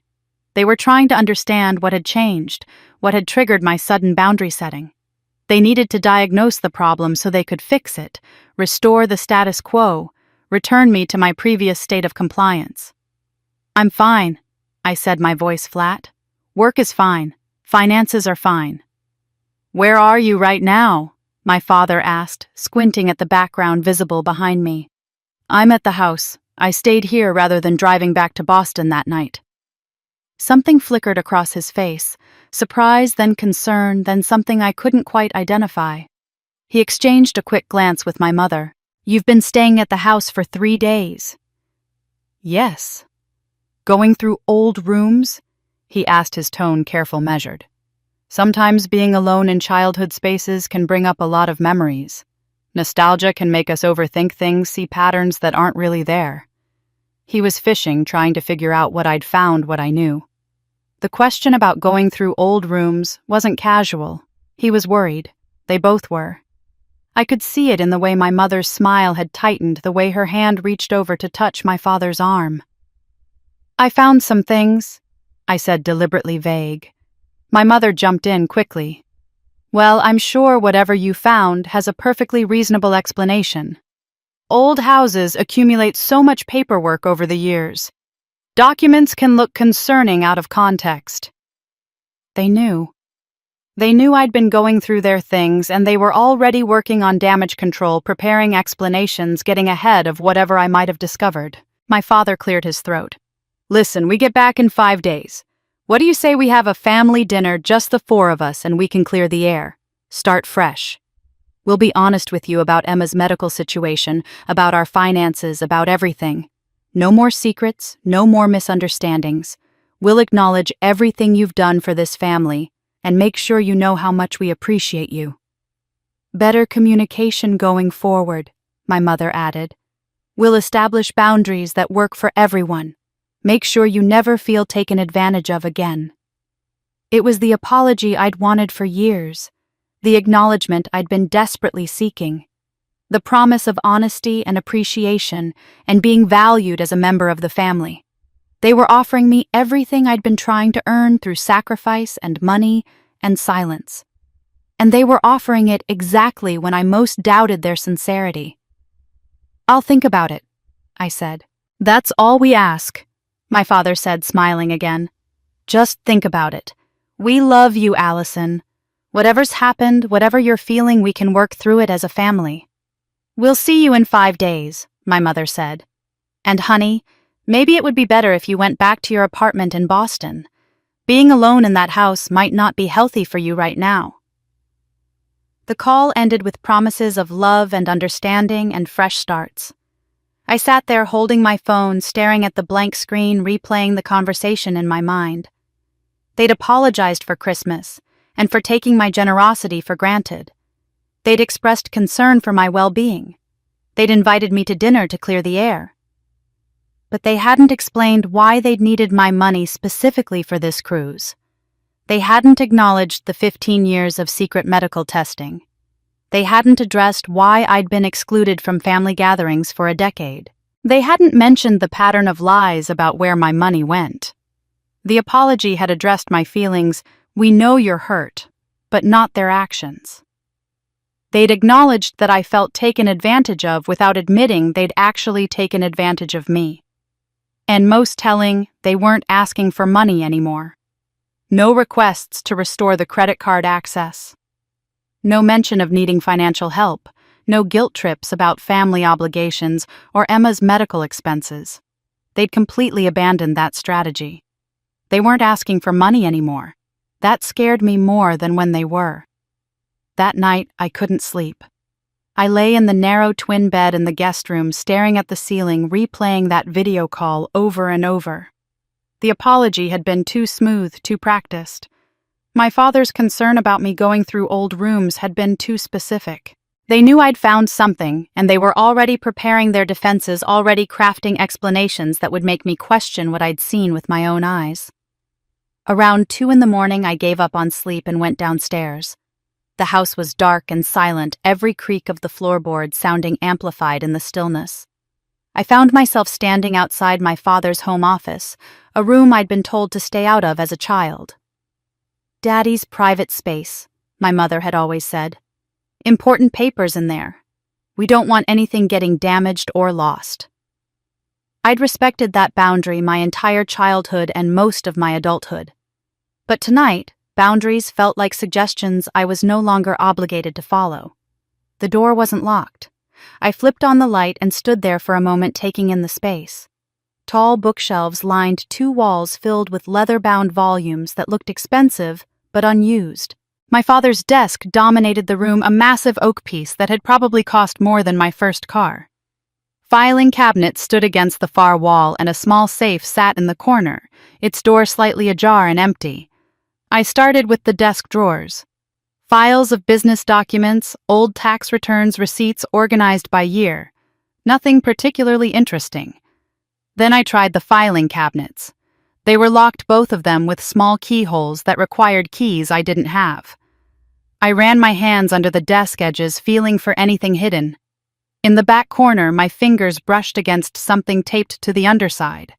A small key secured with yellowing Scotch tape. I peeled it off and tried it in the first filing cabinet. The lock clicked open. Inside were hanging folders, each labeled in my father's precise handwriting. Tax documents, 2015-2020. Insurance policies. Property deeds. Medical records, Robert. Medical records, Diane. Medical records, Emma. And there at the back, medical records, Allison. I pulled out Emma's folder first. It was thick, stuffed with papers. Years of cardiology reports, medication lists, hospital discharge summaries, insurance claims. The documentation of a childhood spent managing a chronic condition. My folder was thinner. Much thinner. I opened it and found the tissue compatibility reports I'd already seen in the metal box upstairs. But beneath those was something else, a document with an official seal, the kind of heavy paper used for legal records. Certificate of Adoption, State of Massachusetts. My hands started shaking before I'd even read the full document. The words blurred and refocused as I tried to process what I was seeing. Be it known that Allison Sarah Mitchell, minor child, aged 3 years and 6 months, born January 15, 1995, is hereby legally adopted by Diane Marie Mitchell Harrison and Robert James Harrison, who shall henceforth be known as her legal parents with all rights and responsibilities therein. The date on the adoption was August 1998. I was 3.5 years old. The biological mother was listed clearly, Sarah Ann Mitchell, deceased. Sarah Mitchell. My mother's maiden name had been Mitchell. I'd seen it on old wedding announcements on documents from before she married my father. But this wasn't about Diane. This was about Sarah. I tore through the office, opening every drawer, searching every shelf. In the bottom drawer of the desk, I found an old address book, the kind with alphabetical tabs, leather cover worn soft with age. I flipped to M first, then to S. There, written in faded ink, Sarah, sister, followed by an address in the same town, a phone number with a local area code. Both crossed out heavily in black ink, the kind of crossing out that's meant to be final, permanent, erased. Sister. Diane's sister. I grabbed my laptop from where I'd left it in the living room and brought it back to the office. My fingers trembled as I typed, Sarah Mitchell obituary 1998, along with the name of this town. The first result made the room tilt. Sarah Ann Mitchell, 28, of Riverside, died tragically Tuesday, June 16, 1998, in a single-car accident on Route 7. Born January 3, 1970, Sarah was a beloved member of the community, known for her kindness and her devotion to her young daughter. She worked as an elementary school teacher at Riverside Elementary and was active in local theater productions. Sarah is survived by her sister Diane Mitchell Harrison, brother-in-law Robert Harrison, and her daughter Allison Mitchell, age 3. A memorial service will be held Saturday at Riverside Community Church. In lieu of flowers, donations may be made to the Children's Education Fund in Sarah's name. I read it 3 times, then a 4th. Each time the same words jumped out at me. Her daughter, Allison Mitchell, age 3. Sarah Mitchell was my mother, my biological mother. And Diane, the woman I'd called Mom my entire life, was my aunt, her sister. The family resemblance I'd never quite been able to place suddenly made sense. I didn't look like Diane and Robert because I wasn't their biological child, but I looked similar enough because I shared DNA with Diane. We had the same nose, the same chin, the same general build. I'd always thought it was coincidence the way adopted children sometimes happen to resemble their adoptive parents. But it wasn't coincidence. It was genetics. The confusion I'd sometimes seen on distant relatives' faces at family gatherings suddenly made sense too. The way my grandmother had once called me Sarah by accident, then quickly corrected herself with tears in her eyes. The way certain cousins seemed uncertain about my exact age or when I'd joined the family. They'd known, or at least some of them had known. I was Sarah's daughter, taken in by Diane after Sarah died. But if I was family, if I was their niece, their flesh and blood, why the adoption? Why not just guardianship? Wouldn't that have been simpler, less permanent, less legally binding? Why did they need to make me legally theirs? Why did they need to erase Sarah from my identity, changing my last name from Mitchell to Harrison, making it as if I'd always been theirs? And why did I have no memories of her? I was 3.5 when she died. Most people have at least some memories from that age, but when I reached back into my earliest recollections, there was nothing. No woman who might have been Sarah. No home that wasn't this one. No life before being Allison Harrison. It was as if my existence began at age 4 in this house with these parents with no history before that.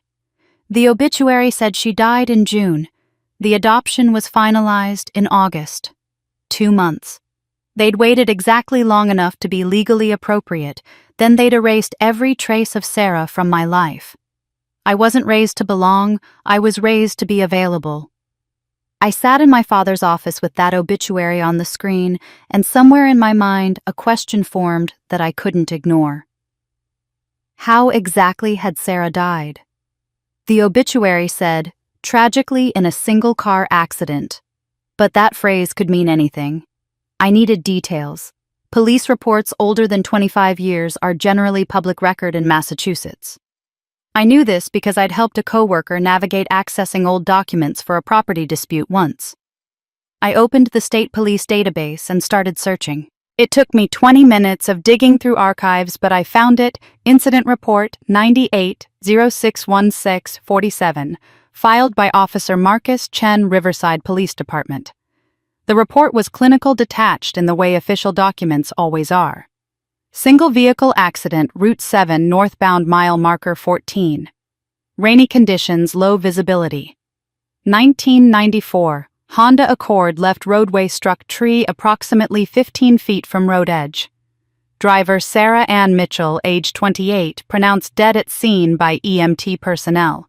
No passengers. Victim not wearing seatbelt at time of impact. I read further. Witness statements none. Accident discovered by passing motorist at approximately 10:47 p.m. Vehicle inspection notes. Significant front-end damage consistent with tree impact. Possible brake line issues noted, though damage may be result of collision rather than pre-existing condition. No signs of foul play. Cause of accident determined to be driver error in inclement weather conditions, possibly compounded by mechanical failure. Possible brake line issues. The phrase was buried in the middle of a paragraph easy to miss, mentioned almost as an afterthought. But then, in the final section, Sister Diane Harrison arrived at scene during investigation. Confirmed victim had been distracted and upset in recent weeks. Victim's vehicle maintenance history unknown. Case closed pending final autopsy report. I pulled up the autopsy report next, though it made my stomach turn to read it. The medical examiner's findings were straightforward. Cause of death was blunt force trauma consistent with high-speed impact. Blood alcohol level 0. No drugs in her system. Time of death estimated between 10:00 and 10:30 p.m.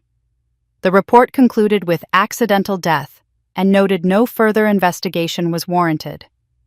The police had accepted the accident explanation and closed the case within a week. Sarah had died in the rain on a dark road. Her car had failed somehow, and that was the end of it. Except for that one line about brake lines. I spent the next hour searching for anything else about the accident. Local newspaper archives from 1998 showed a brief article, "Local Teacher Dies in Crash."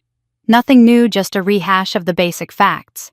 But then on page 5 of my search results, I found something unexpected, a blog post from 2003 on a site called Tales from the Tow Truck. The blog belonged to a man named Danny Kowalski, who'd worked as a tow truck driver in the late 90s before becoming a mechanic. He'd written a series of posts about memorable calls he'd responded to, and one entry was titled, "The Ones That Bother You." "There are some accidents you never forget," he'd written. The Sarah Mitchell crash in '98 was one of them. I was only 22, new to the job, responding to my first fatality.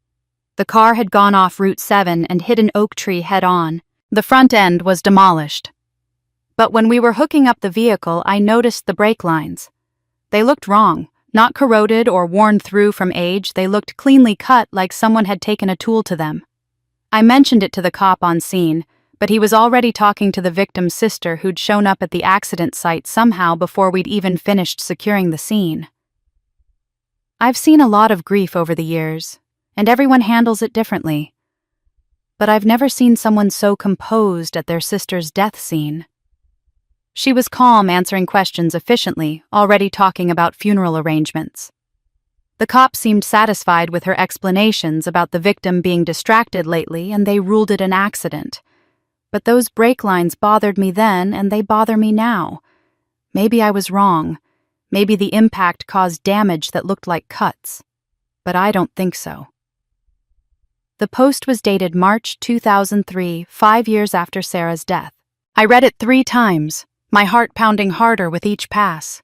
The brake lines looked cut. Diane had shown up at the scene before they'd finished. She'd been composed, already making funeral arrangements.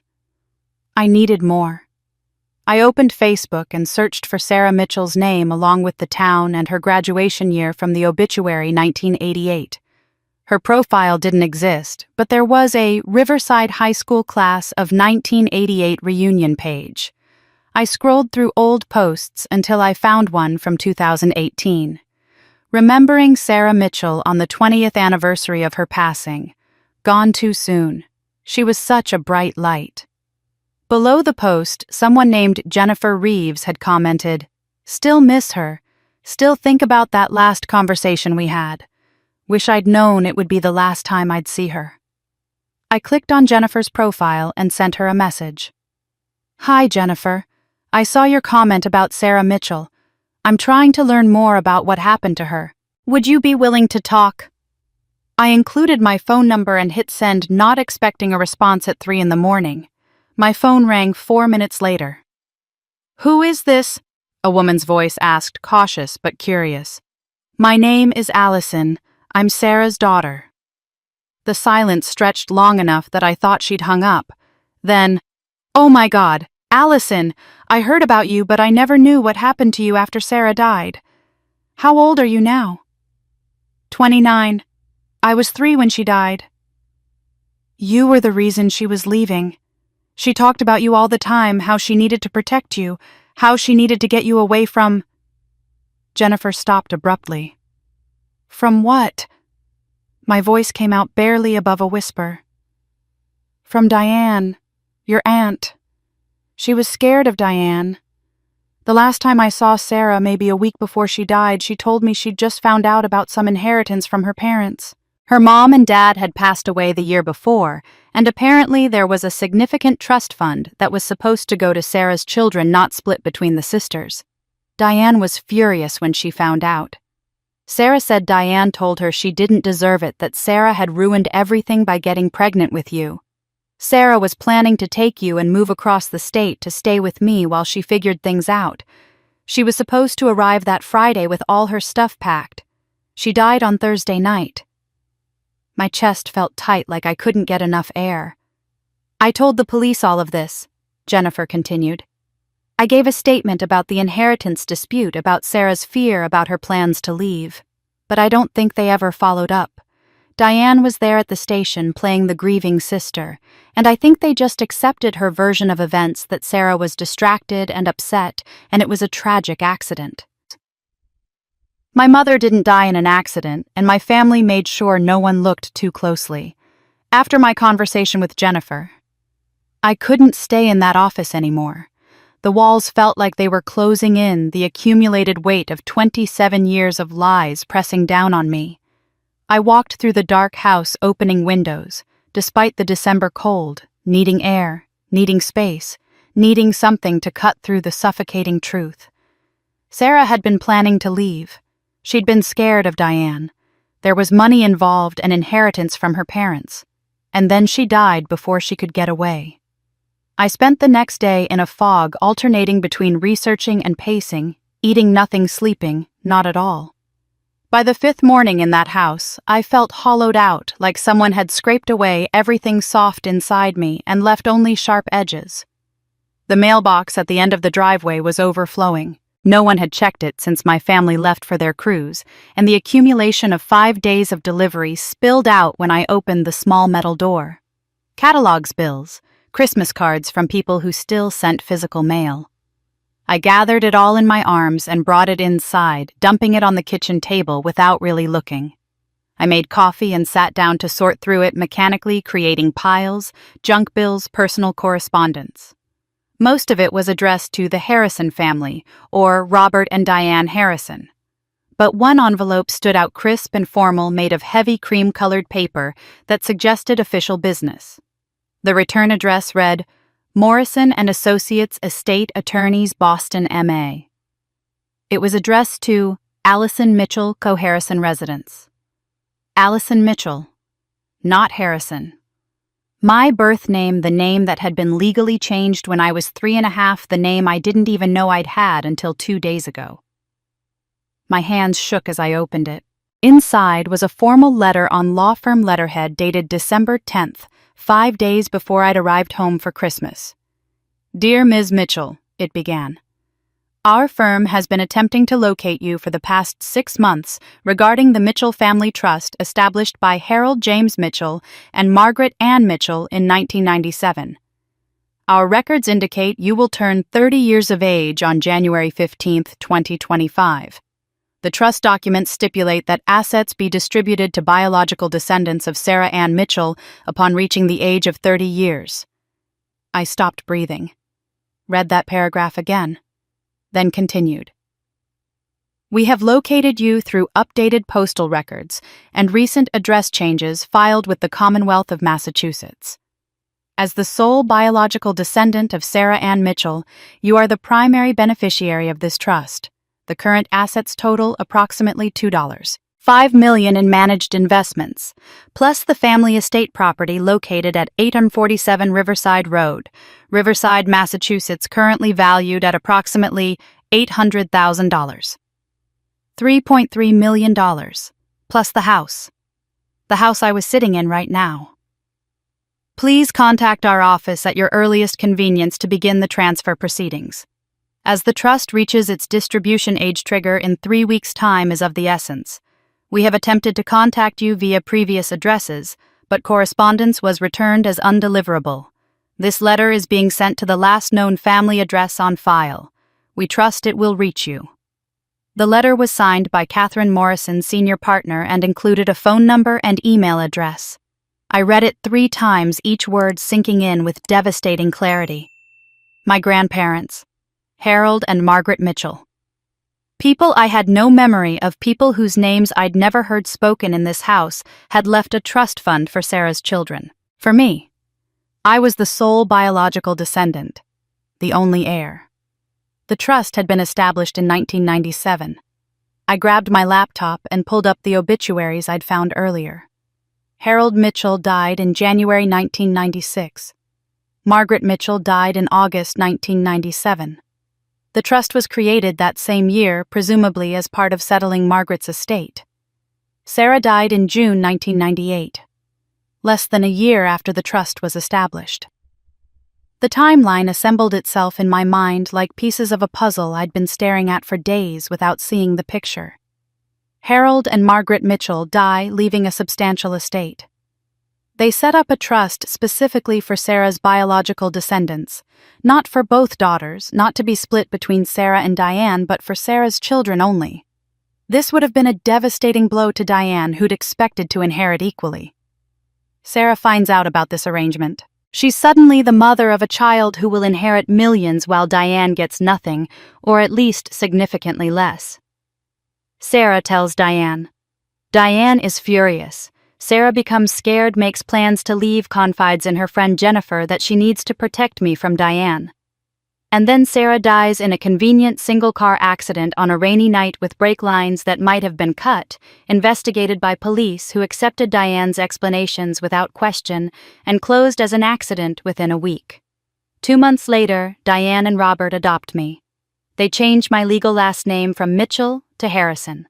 They raise me as their daughter, never mentioning Sarah, never talking about my grandparents erasing my entire history before age 4. They would have assumed that changing my name would disqualify me from a trust specifying Mitchell descendants. But the trust didn't specify names, it specified biological descendants. DNA doesn't change with adoption paperwork. For 27 years, they've been living in a house that was never theirs. Harold and Margaret's estate property held in trust for Sarah's children. For me. They've been living in my house, and in 3 weeks I turn 30. The trust distributes, the house transfers, the money becomes legally mine. Unless something prevents that from happening. Unless the heir is unavailable. Unless the heir is dead. The medical compatibility report suddenly made horrifying sense. The 15 years of testing, the careful monitoring, the notes about keeping me close. It wasn't just about Emma needing an organ donor. It was about keeping me alive and accessible until they could figure out how to access the trust money. But once I turned 30 and the money was mine, what would I become then? A complication. An obstacle. Someone who owned the house they lived in, who controlled money they'd believed was theirs for nearly 3 decades. The cruise, the exclusion, the manipulation, none of it was random. My 30th birthday was 3 weeks away. They'd known this letter was coming. The law firm had probably tried to contact me at my apartment, and when that failed, sent it here. They must have been intercepting mail for months, watching for anything from estate attorneys panicking as the deadline approached. Everything. The adoption, the medical tests keeping me close, the financial exploitation, the emotional manipulation, the careful maintenance of guilt and obligation. It was never about family. It was about $2.5 million they thought was theirs. I called Morrison & Associates the moment their office opened the next morning. A receptionist transferred me to Catherine Morrison herself, and I explained who I was in a voice that sounded surprisingly steady. "Ms. Mitchell," she said, and I could hear the relief in her tone. "We've been trying to reach you for months. Your 30th birthday is in less than 3 weeks, and we have transfer documents that require your signature." "The trust specifies biological descendants," I said. "I was adopted when I was 3. Does that disqualify me?" "No, the trust language is very specific, biological descendants of Sarah Ann Mitchell. Adoption doesn't change biology. You're Harold and Margaret's biological granddaughter through Sarah. The trust is absolutely yours." And the house, the one at 847 Riverside Road. Also part of the trust estate. It was held in trust until the primary beneficiary you reached age 30. At that point, all assets transfer to you outright. The current occupants would need to negotiate with you regarding continued residence. The current occupants. My family had been living in a house that was never legally theirs for 27 years. "Ms. Morrison, have you been sending correspondence to other addresses?" "Yes, we sent letters to 3 previous addresses we had on file for you. All were returned as undeliverable or addressee unknown. This final letter to the Harrison residence was our last attempt before initiating a more extensive search process." Someone had been intercepting my mail, making sure I never found out about the trust, keeping me ignorant until they could figure out their next move. I thanked her and promised to come to her office after the holidays to begin the paperwork. The moment I hung up, my phone rang. My father's name lit up the screen. "We're back," he said without preamble. "We need to talk. Dinner tomorrow night, 6 p.m. The four of us." "I thought you weren't coming back until the 27th. Emma wasn't feeling well. We need to be near her regular doctors. This isn't negotiable, Allison. We need to have a serious family conversation." There was something in his voice, not anger exactly, but urgency. A barely controlled tension that suggested he was working very hard to sound calm. "What's this about?" I asked, though I already knew. "Emma's health is declining faster than the doctors anticipated. They're saying months now, not years. We need to discuss options as a family. Medical options. You need to be there." He paused, let that sink in. 6 p.m. tomorrow. Don't make us wait." He hung up before I could respond. I spent the rest of that day preparing like I was going into battle because I understood now that's exactly what this was. I photographed every document I'd found: the adoption papers, the medical compatibility reports, the trust fund letter. Sarah's obituary, the police report, screenshots of Jennifer's messages, the blog post from the tow truck driver. Every piece of evidence that told the story they'd been hiding for 27 years. I uploaded everything to 3 different cloud storage accounts, sent copies to my personal email, created a folder on my laptop with backups. If something happened to me, if I disappeared or had an accident, or suddenly became unavailable, there would be a record. People would know. Jennifer knew I'd contacted her. Catherine Morrison knew I'd called. I was no longer alone in understanding what had happened. I downloaded a call recording app on my phone, tested it twice to make sure it worked. Massachusetts is a 2-party consent state for recording conversations, which meant anything I recorded couldn't be used in court, but I didn't care about court. I cared about documentation. I cared about proof. Then I started researching living organ donation with the intensity of someone studying for the most important exam of their life. I learned that legitimate organ donation requires multiple layers of consent and evaluation. Medical screening that takes weeks or months. Psychological evaluation by an independent mental health professional. A donor advocate, someone whose job is to represent the donor's interests separately from the recipient's medical team. Multiple counseling sessions explaining risks, recovery time, long-term health impacts. And most importantly, the absolute right to withdraw consent at any time up to and including the morning of surgery with no explanation required. I found case studies about familial pressure in organ donation cases. Courts had denied transplants when coercion was evident. Medical ethics boards had rules specifically designed to prevent family members from being pressured into donation. The phrase undue influence appeared repeatedly. No consent obtained through manipulation, guilt, or fear was considered valid. I read about intent letters and advance directives. The documents I'd found in that metal box, the ones that seemed to pre-commit me to donation, had no legal standing. They weren't medical consent. They couldn't be enforced. Any doctor who attempted to perform a transplant based on old compatibility reports and informal written intentions would be violating every ethical standard in transplant medicine. The knowledge settled into my bones like armor. They could guilt me. They could manipulate me. They could invoke Emma's failing health and family obligation and everything they'd done for me over the years. But they couldn't force me. Medical consent required active, informed, voluntary agreement. And I was never going to give it. As the sun set on that day, I sat in the kitchen where I'd found the note that had started all of this, and I felt something I hadn't felt in weeks. Not quite peace, but clarity. Purpose. I knew what they wanted. I knew why they wanted it. And I knew I held something they needed but could never take by force: my consent. My body. My choice.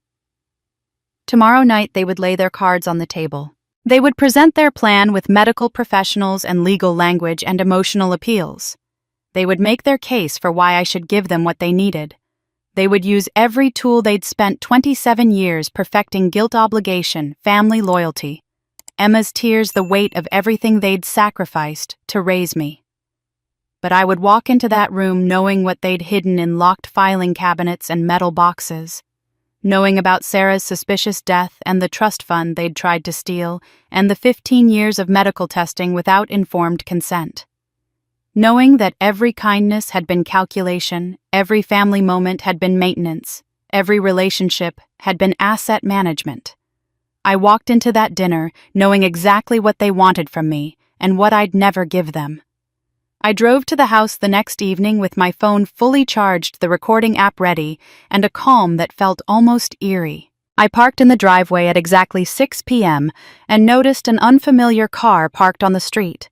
A sleek silver sedan that didn't belong to anyone in the family. The front door was unlocked. I walked in without knocking, moving through the foyer toward the dining room where I could hear voices. When I entered, I stopped in the doorway, taking in the scene that had been staged for my benefit. The dining room table was set formally, but not for dinner. No plates, no silverware, no food. Instead, folders sat at each place setting neat and official-looking. My parents sat on one side, Emma on the other. And in the two chairs at the ends of the table were strangers, a woman in her 50s wearing a white coat over business attire, and a man in an expensive suit with a leather briefcase beside his chair. My father stood when he saw me. "Allison, thank you for coming." His voice was measured, professional. "Please sit down." He gestured to the empty chair across from Emma. "These are some people we thought should be part of this conversation. This is Dr. Chen, Emma's transplant coordinator from Boston Memorial. And this is Mr. Wallace, our family attorney." Dr. Chen nodded at me with a polite smile. Mr. Wallace didn't smile at all, just watched me with the assessing eyes of someone paid to evaluate situations. This wasn't a family dinner.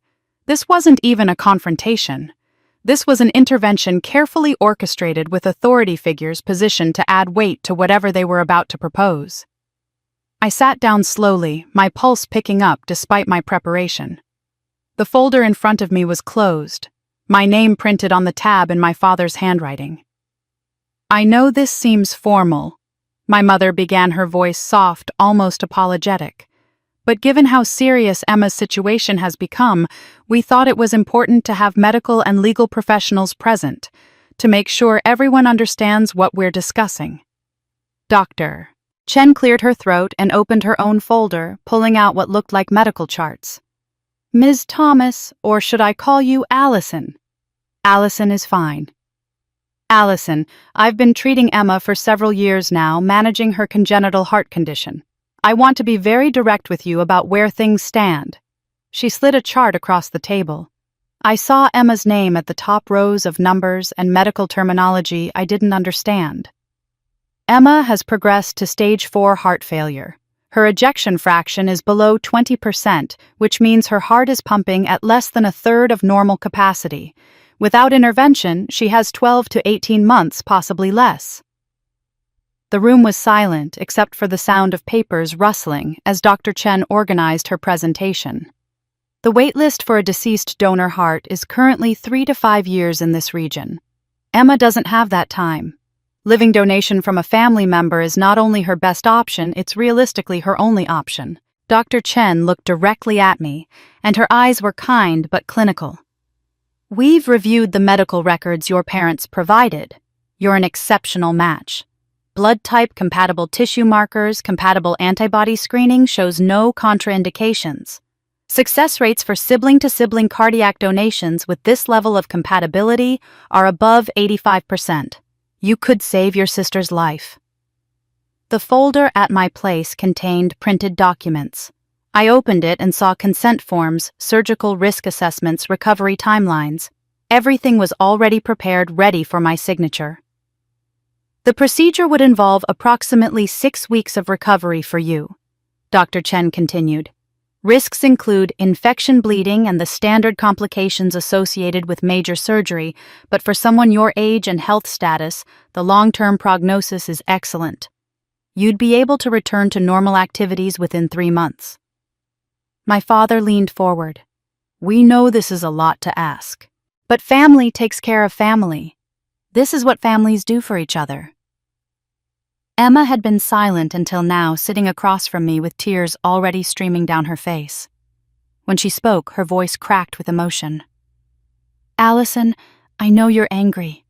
About Christmas, about the money, about feeling excluded and used. I know you have every right to be hurt. She wiped her eyes with shaking hands. But please, this isn't about any of that. This is about whether I live or die. I'm dying. The doctors are telling me I have maybe a year. I'm 25 years old and I'm dying, and you're the only person who can save me. She reached across the table like she wanted to take my hand, but I didn't move. You're my sister. I know things have been complicated between us. I know our parents haven't always treated you fairly, but I've always loved you. I've always looked up to you. And I'm begging you, please don't let their mistakes kill me. Please don't punish me for things I didn't do. The appeal was devastating, precisely calculated to hit every vulnerable spot. Emma's tears, the doctor's clinical presentation, my father's invocation of family duty, my mother's wounded disappointment hovering in the background. Everyone was watching me, waiting for my response, expecting me to do what I'd always done. Say yes, give in, sacrifice myself, because that's what good sisters do.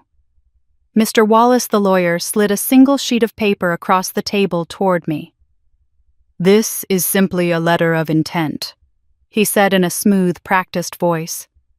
It indicates your willingness to proceed with medical evaluation for potential donation. It's not legally binding. You can withdraw at any point. But it allows the medical team to begin the screening process, which is time-sensitive given Emma's prognosis. A pen appeared next to the paper. My father's expensive fountain pen, the one he used for important documents. They'd built the perfect trap. Medical authority to validate the request. Legal presence to make it seem official and unavoidable. Emma's tears to provide emotional leverage. And underneath it all, the unspoken threat: if you refuse, you're killing your sister. If you say no, you're the villain in this story. They'd built the perfect trap, use love to disguise what they really wanted, my body as spare parts and my inheritance as their retirement plan. I looked down at the letter of intent, at the pen placed so conveniently beside it, at the folder full of consent forms they'd prepared in advance. Everyone was watching me, waiting for the answer. They expected the answer I'd been trained to give for 29 years. I closed the folder. The sound of it shutting was loud in the silent room. No. The word dropped into the silence like a stone into still water. I watched the ripples spread across their faces, shock, confusion, then the beginning of anger. I'm not signing anything tonight. I continued, keeping my voice level.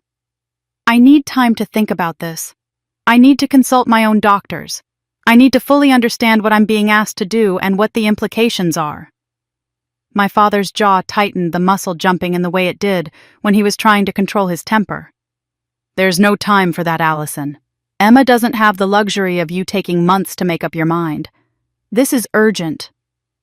That sounds like pressure, I said, meeting his eyes steadily. And I've read that undue pressure is actually grounds for medical teams to deny transplant approval. Coercion invalidates consent. Dr. Chen shifted in her seat, uncomfortable. She glanced at my father, then back at me. Allison, I want to assure you that no one is trying to pressure you. This would be entirely your choice. But your father is right, that time is a factor in Emma's prognosis.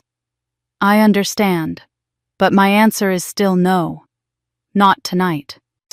My mother's hands fluttered nervously, adjusting the folder in front of her, smoothing imaginary wrinkles from her blouse. When she spoke, her voice was gentle, conciliatory, dripping with the kind of understanding that was really manipulation wearing a softer mask. Honey, we know you're upset. About the cruise, about the money, about feeling excluded. We understand that, and we're sorry. We'll pay you back every penny. All $30,000 plus anything else you've given us over the years. We'll make it right. But this isn't about money. This is about your sister's life. "When did you plan to tell me?" I asked quietly. "Tell you what?" "That I'm not actually your daughter. That I'm your niece. That Sarah Mitchell was my biological mother, not you." The room went completely still. Emma's face drained of color, her eyes going wide with genuine shock. She looked from me to our mother, then to our father, confusion and dawning horror written across her features. "You didn't tell her?" I observed, looking at Emma. "All this time you never told her the truth either." My father recovered first, his lawyer's training kicking in. "We didn't want to burden you with a tragic past, Allison. Your mother Sarah died when you were very young. We made the decision to raise you as our own, to give you a stable home and a normal childhood without the shadow of trauma hanging over you. That was done out of love." "Was it?" I kept my voice even. "Or was it done to erase my connection to the trust fund my grandparents left for Sarah's children?" Mr. Wallace was gathering his papers, sliding them back into his briefcase with quick, efficient movements. His job was to provide legal cover for what they were doing, but he clearly hadn't signed up for family revelations about adoption fraud and inheritance disputes. Dr. Chen looked uncomfortable too, glancing at the door like she was calculating how quickly she could make an exit. "Perhaps this is a conversation the family needs to have privately," she suggested. "The medical decisions can wait until—" "There's nothing to wait for," I interrupted. "I'm not signing intent to donate. Not tonight, not next week, not ever." I stood up. My chair scraped against the hardwood floor, the sound harsh and final. My father stood too, his composure finally cracking.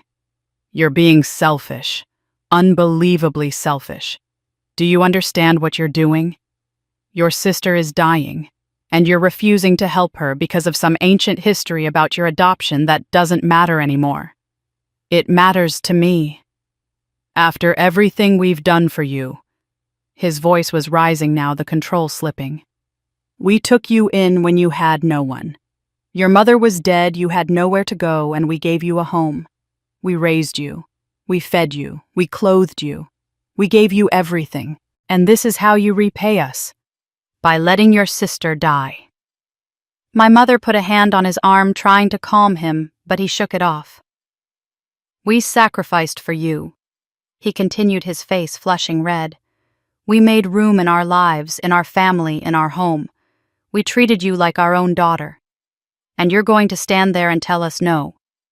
You're going to let Emma die because you're hurt about some money." "I'm not the selfish one in this room," I said quietly. "I didn't lie for 27 years. I didn't intercept trust fund correspondence. I didn't test someone's medical compatibility for 15 years without their informed consent." Emma made a small sound, something between a gasp and a sob. "What is she talking about?" I looked at her, at my sister who I'd grown up with, who I'd taught to braid hair and ride a bike, and who had somehow become both victim and accomplice in all of this. "Ask them about the medical reports in the guest room dresser. Ask them how long they've known we were compatible. Ask them about the trust fund I'm supposed to inherit when I turn 30 in 3 weeks. You raised me," I said, turning back to my father. "Because I came with a $2.5 million trust fund that you thought you could access by adopting me and changing my last name. You kept me close because Emma might need my organs. You tracked my medical compatibility for 15 years. You exploited me financially because you saw me as a resource, not a person. Emma's not the only one you've been lying to. You've been lying to everyone, including yourselves." Mr. Wallace was at the door now, briefcase in hand. "I think I should go. This is clearly a family matter that needs to be resolved privately." Dr. Chen followed him. "Allison, if you change your mind and want to discuss the medical aspects with your own physician present, please contact my office." She left her card on the table and hurried out. I walked toward the door. My mother tried to block my path, reaching for my arm. "Allison, please. Don't leave like this. Let's talk about this calmly." I pulled away from her touch. "You had 27 years to talk to me calmly, to tell me the truth, to treat me like family instead of an investment you were managing." "Where are you going?" my father demanded. Back to Boston, back to my apartment, away from here.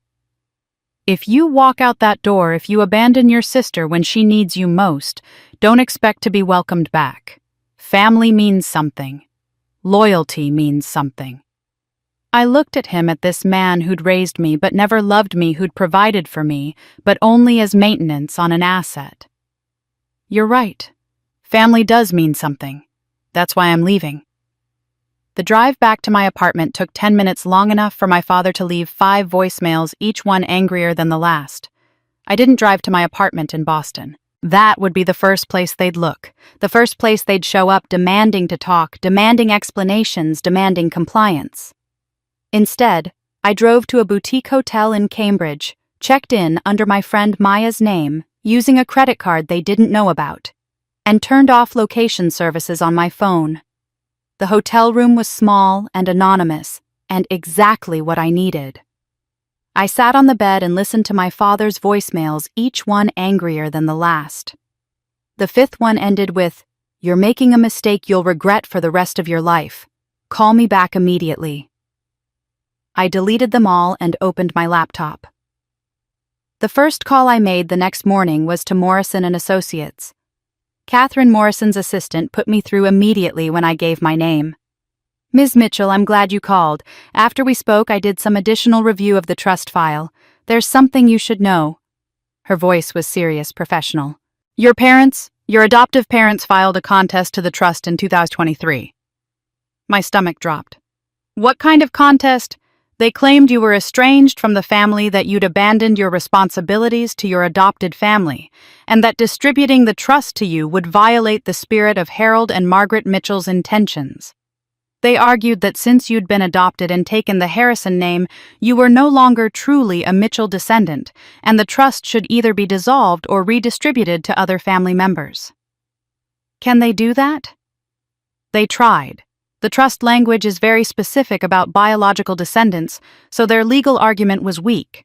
But they also claimed we couldn't locate you to inform you of the trust, which would have been grounds for the court to consider alternative distributions. We were legally required to make extensive attempts to contact you before your 30th birthday. That's why we've been searching for you for 6 months. They were intercepting my mail, I said, making sure I never got your letters. That would explain the returned correspondence. Ms. Morrison paused.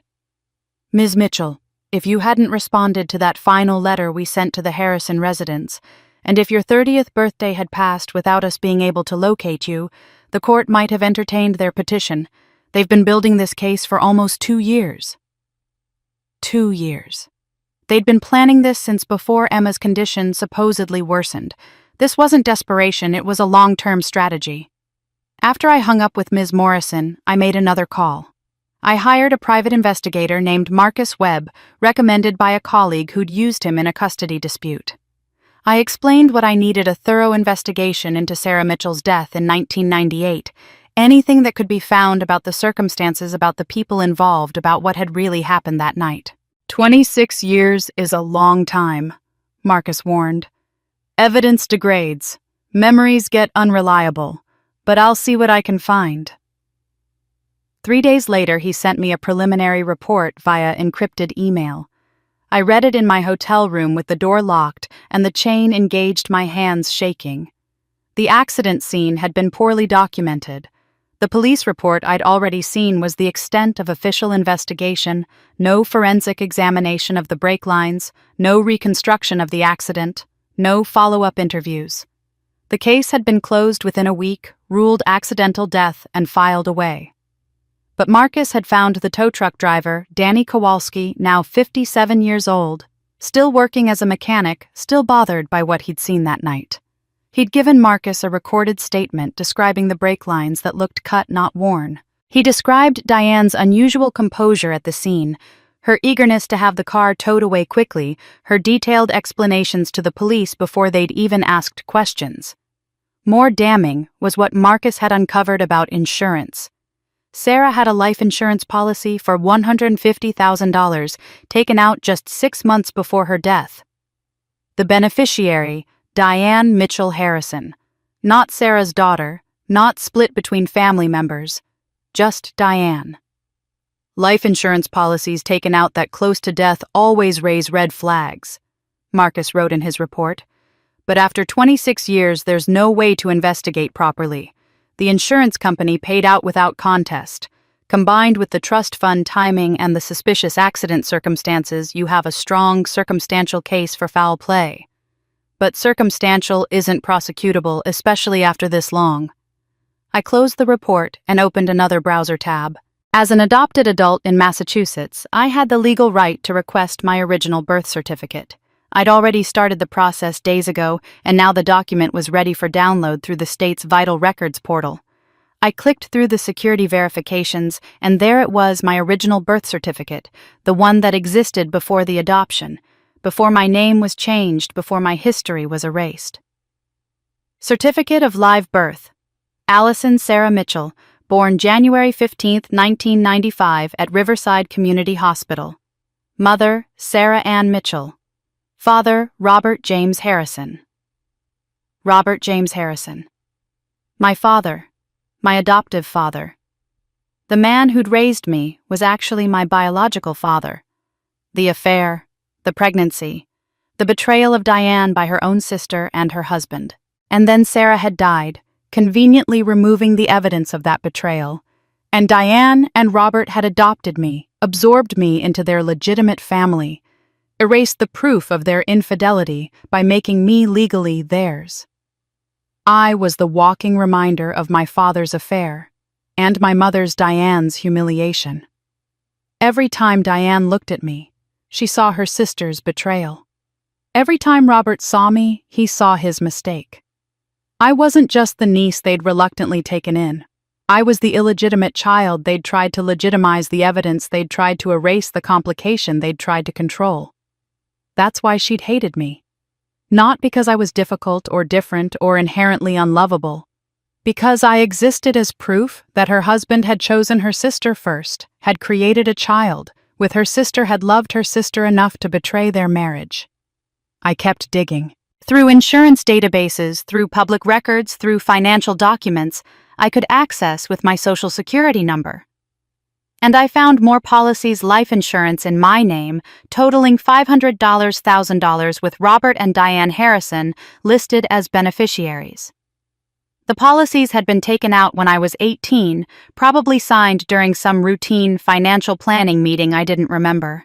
The premiums were being paid from family accounts that, when I traced them back, had been funded primarily by the money I'd been giving them for years.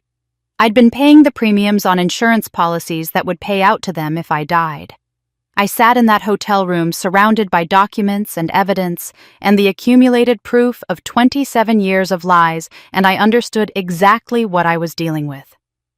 This wasn't just family dysfunction. This wasn't just favoritism or emotional neglect or financial exploitation. This was systematic, calculated. They'd been positioning themselves for years, making sure that whether I lived or died, whether I donated organs or refused, whether the trust fund transferred to me or didn't, they would profit. I had the pieces now I needed to protect myself before they made their next move. I'd been at the hotel for 4 days when my phone rang at 2 a.m. The sound jerked me out of restless sleep, and I fumbled for it in the darkness, heart already pounding before I was fully awake. Unknown number. I almost didn't answer, but something made me slide the accept button. Allison! My mother's voice was high, breathless, panicked in a way I'd never heard before. Emma collapsed. We're at County General. She's in the ICU. They're saying hours, maybe less. Please, Allison, you need to come now. What happened? What? There's no time, just come. If you've ever loved her, come now. The call disconnected. I sat there in the dark hotel room, phone clutched in my hand, my heart hammering against my ribs. Hours, maybe less. Emma was dying. Right now, while I sat here in this anonymous room, Emma was dying. Every rational thought I'd had over the past week disappeared. The evidence, the lies, the manipulation, the trust fund. Sarah's death, none of it mattered in that moment. What mattered was that Emma was the little girl I'd taught to braid her hair when she was 6. She was the sister who'd crawled into my bed during thunderstorms. She was the person I'd shared a bathroom with, fought with over clothes, laughed with over stupid movies. She was dying, and I wasn't there. I threw on jeans and a sweater, grabbed my keys, and ran to my car. The streets were empty at this hour, and I drove faster than I should have, running a yellow light that was probably red by the time I crossed the intersection. County General was 20 minutes away. I made it in 12. The emergency entrance was lit up like daylight, and I parked crookedly in the first space I found and ran inside. The waiting room was nearly empty, just a man holding an ice pack to his hand and an elderly woman dozing in a chair. I went straight to the information desk, where a tired-looking nurse was typing something into a computer. "Emma Harrison," I said, breathless. "She's in the ICU. I'm her sister. What room is she in?" The nurse looked up at me, then turned to her computer. Her fingers clicked across the keyboard. She frowned, clicked some more, then shook her head. "I don't have an Emma Harrison in ICU. Let me check admissions." More typing, more frowning. "Are you sure she's here? I'm not showing any Emma Harrison admitted to this hospital tonight." The cold started in my chest and spread outward. "Check again." She collapsed. "My mother called me. They brought her here." "Ma'am, I'm checking. There's no one by that name in our system. Not in ICU, not in emergency, not admitted in the last 24 hours. I pulled out my phone and called my mother. It rang once and went to voicemail. I tried Emma's number. Same thing. One ring, then voicemail, like the phone had been deliberately silenced or turned off. "Can you check emergency room admissions for the past 12 hours? My voice sounded strange, distant. The nurse humored me, typing slowly, scrolling through screens. "I'm sorry, there's no Emma Harrison." I stood there at that desk, the fluorescent lights buzzing overhead, the smell of antiseptic sharp in my nose, and felt something crack open inside my chest. Not grief. Rage. Is there another county general? Another hospital they might have meant? The nurse gave me sympathetic eyes, the look of someone who's seen family members in denial before. "There's Memorial General on the other side of town. You could try there." I called Memorial General from the parking lot. No Emma Harrison. I called 2 other hospitals in the area, increasingly frantic, even though I already knew. She wasn't there. She wasn't anywhere. There had been no collapse, no ICU, no hours, maybe less. The emergency had been fabricated. I sat in my car in the hospital parking lot, hands shaking so badly I could barely hold my phone. The adrenaline that had carried me here was draining away, leaving me hollow and sick. I'd thrown on clothes and driven across town at 2 a.m, running red lights, my heart pounding with terror that my sister was dying. I'd been ready to burst into that ICU room and offer anything, give anything, be anything they needed if it would save her. And it had all been a lie. They'd tested which buttons still worked. Money hadn't brought me back. I'd frozen the accounts. Guilt about Christmas hadn't worked. I'd learned about the cruise deception. The formal dinner with doctors and lawyers hadn't worked. I'd refused to sign. So they'd tried the nuclear option, Emma's imminent death. The crisis so extreme, so urgent, so emotionally devastating that I wouldn't have time to think, only to react. And I had reacted. Exactly as they'd predicted. The thought of Emma dying while I hid from them had been unbearable enough to override everything else I knew. If that nurse hadn't been thorough, if the hospital had been more chaotic, if I'd been redirected to some waiting area while they checked on things, my family could have shown up and I would have walked right back into their trap. They'd almost succeeded. I drove back to my hotel, slowly, carefully checking my mirrors constantly, like they might be following me. My hands were steadier now, but the sick feeling in my stomach remained. They'd been willing to fake Emma's death. They'd been willing to use my love for my sister as a weapon, knowing exactly how to wield it, knowing exactly where to strike for maximum impact. They'd orchestrated that call down to the smallest detail. My mother's panicked voice, the specific hospital name, the time frame of hours creating urgency that would prevent rational thought, the disconnection before I could ask questions. All of it designed to trigger my protective instincts, my guilt, My lingering hope that maybe despite everything this family could still be worth fighting for. Back in my hotel room, I sat on the bed and stared at my phone. No more calls, no apologies, no explanations. They'd tried their tactic and it hadn't worked, so now they were regrouping, planning their next move. They were willing to fake her death. What else were they willing to do to get what they wanted? The morning after the fake emergency, Marcus Webb called me. "Full report is ready. I'm sending it encrypted, but I think you should come to my office. Some of this you'll want to hear in person." No. His office was in a nondescript building in Somerville, third-floor door marked only with a number. Marcus was a broad-shouldered man in his 50s with gray at his temples and eyes that had seen too much to be surprised by human behavior anymore. He gestured me to a chair and slid a thick folder across his desk. "I found Danny Kowalski, the tow truck driver from the blog post you mentioned. He's 58 now, retired, living in New Hampshire. I drove up there yesterday and got a recorded statement." Marcus tapped his computer screen. "You should listen to this." He played the audio. Danny's voice was rough, a lifetime of cigarettes evident in every word, but his memory was sharp and specific. "I was 22, been working the tow truck maybe 6 months when I got called to that accident on Route 7. Single car, head-on into an oak tree. Driver was already dead when I got there, and I remember thinking I'd never seen anything that violent before. The front of that Honda Accord was just destroyed. But when we were hooking her up to tow, I was checking the undercarriage and I saw the brake lines. They looked wrong. Not corroded or worn through from age and weather, they looked cleanly cut, like someone had taken a tool to them. I mentioned it to Officer Chen, the cop on scene, but by then the sister had arrived." There was a pause, the sound of Danny taking a drink of something. "That's what stuck with me all these years.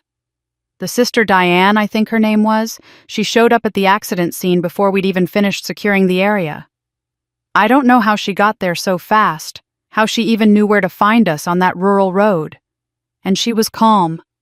Not crying, not hysterical, just very calm and efficient. She told the cop that her sister had been distracted lately, upset about some family issues, hadn't been maintaining her car properly. She made it sound like the accident was inevitable, like Sarah was falling apart, and this was bound to happen. The cop seemed satisfied with that explanation. He wrote up the brake lines as possible mechanical failure due to neglect, and they classified it as accidental death. Marcus stopped the recording. "Here's the part that bothered him most." Danny's voice continued. "Diane kept trying to rush us. Kept asking when we'd have the car towed away, saying the family wanted it dealt with quickly so they could move forward with funeral arrangements. Looking back, it felt like she wanted that car destroyed before anyone could examine it properly. And I remember thinking at the time, who stays that calm when their sister just died? Who's already thinking about logistics and cleanup when a body's still warm? It felt wrong. It's bothered me for 26 years. Marcus closed his laptop. "That's not enough for criminal prosecution after this long, but it paints a picture." He opened the folder to another section. "This is where it gets interesting. I located Jennifer Reeves, the high school friend you already talked to. I got her to give me a recorded statement with more details than she told you." He played another audio file. Jennifer's voice was emotional, shaking with the weight of old guilt. "Sarah called me 4 days before she died. It was a Tuesday evening.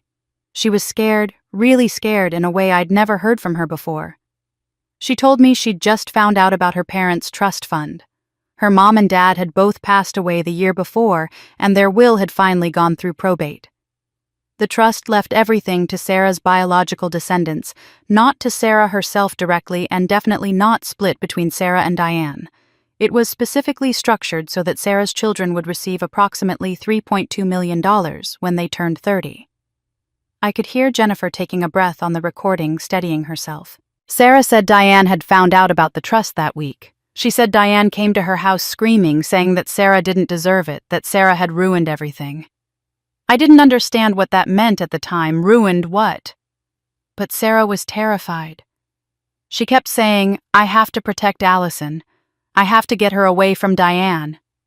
She asked if she could come stay with me for a few weeks while she figured out her next move. She was planning to take Allison and leave town, maybe leave the state. I told her, "Yes, absolutely, come whenever you need to." Jennifer's voice broke. She was supposed to arrive that Friday with all her stuff packed. She died Thursday night.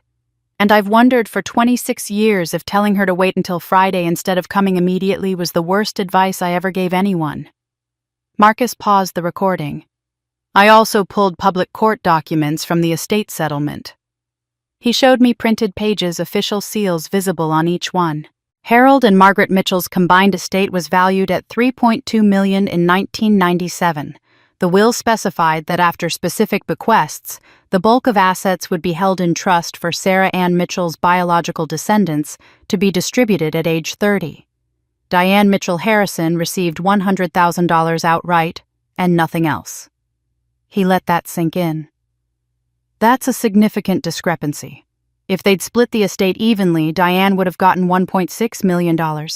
Instead, she got $100,000 while everything else went into a trust for her sister's children. That's a powerful motive. Timeline, Marcus said, ticking off dates on his fingers. We'll read in early January 1998. Sarah dies 6 weeks later, mid-February. Wait, let me check. He consulted his notes. No June. Sarah died June 16, 1998. That's 5 months after the will was read. Diane adopts Allison in August, 2 months after Sarah's death, with Robert listed as biological father, which gave them legal custody. Then they immediately contest the trust, claiming the adoption disqualifies Allison from the Mitchell descendants clause. The contest fails because the will's language about biological descendants is ironclad. He closed the folder. Your family has known about this money for 27 years.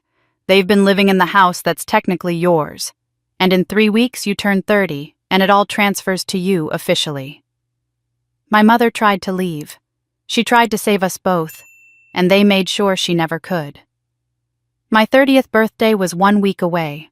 January 15th loomed on the calendar like a deadline, which I suppose it was. The day the trust transferred. The day I legally owned the house they'd been living in. The day they lost control. That's when the social media campaign started. Maya called me first. Have you seen Emma's Instagram, Allison? It's bad. I pulled up Emma's profile on my phone. The video had been posted 3 hours earlier and already had over 50,000 views. Emma sat in what looked like her bedroom, pale and thin, no makeup, wearing an oversized sweater that made her look even more fragile. Tears streamed down her face as she spoke. I have stage 4 heart failure.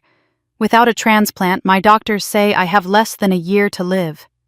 There's someone in my family who's a perfect match, someone who could save my life with a living donation. But they're refusing. They won't even consider it.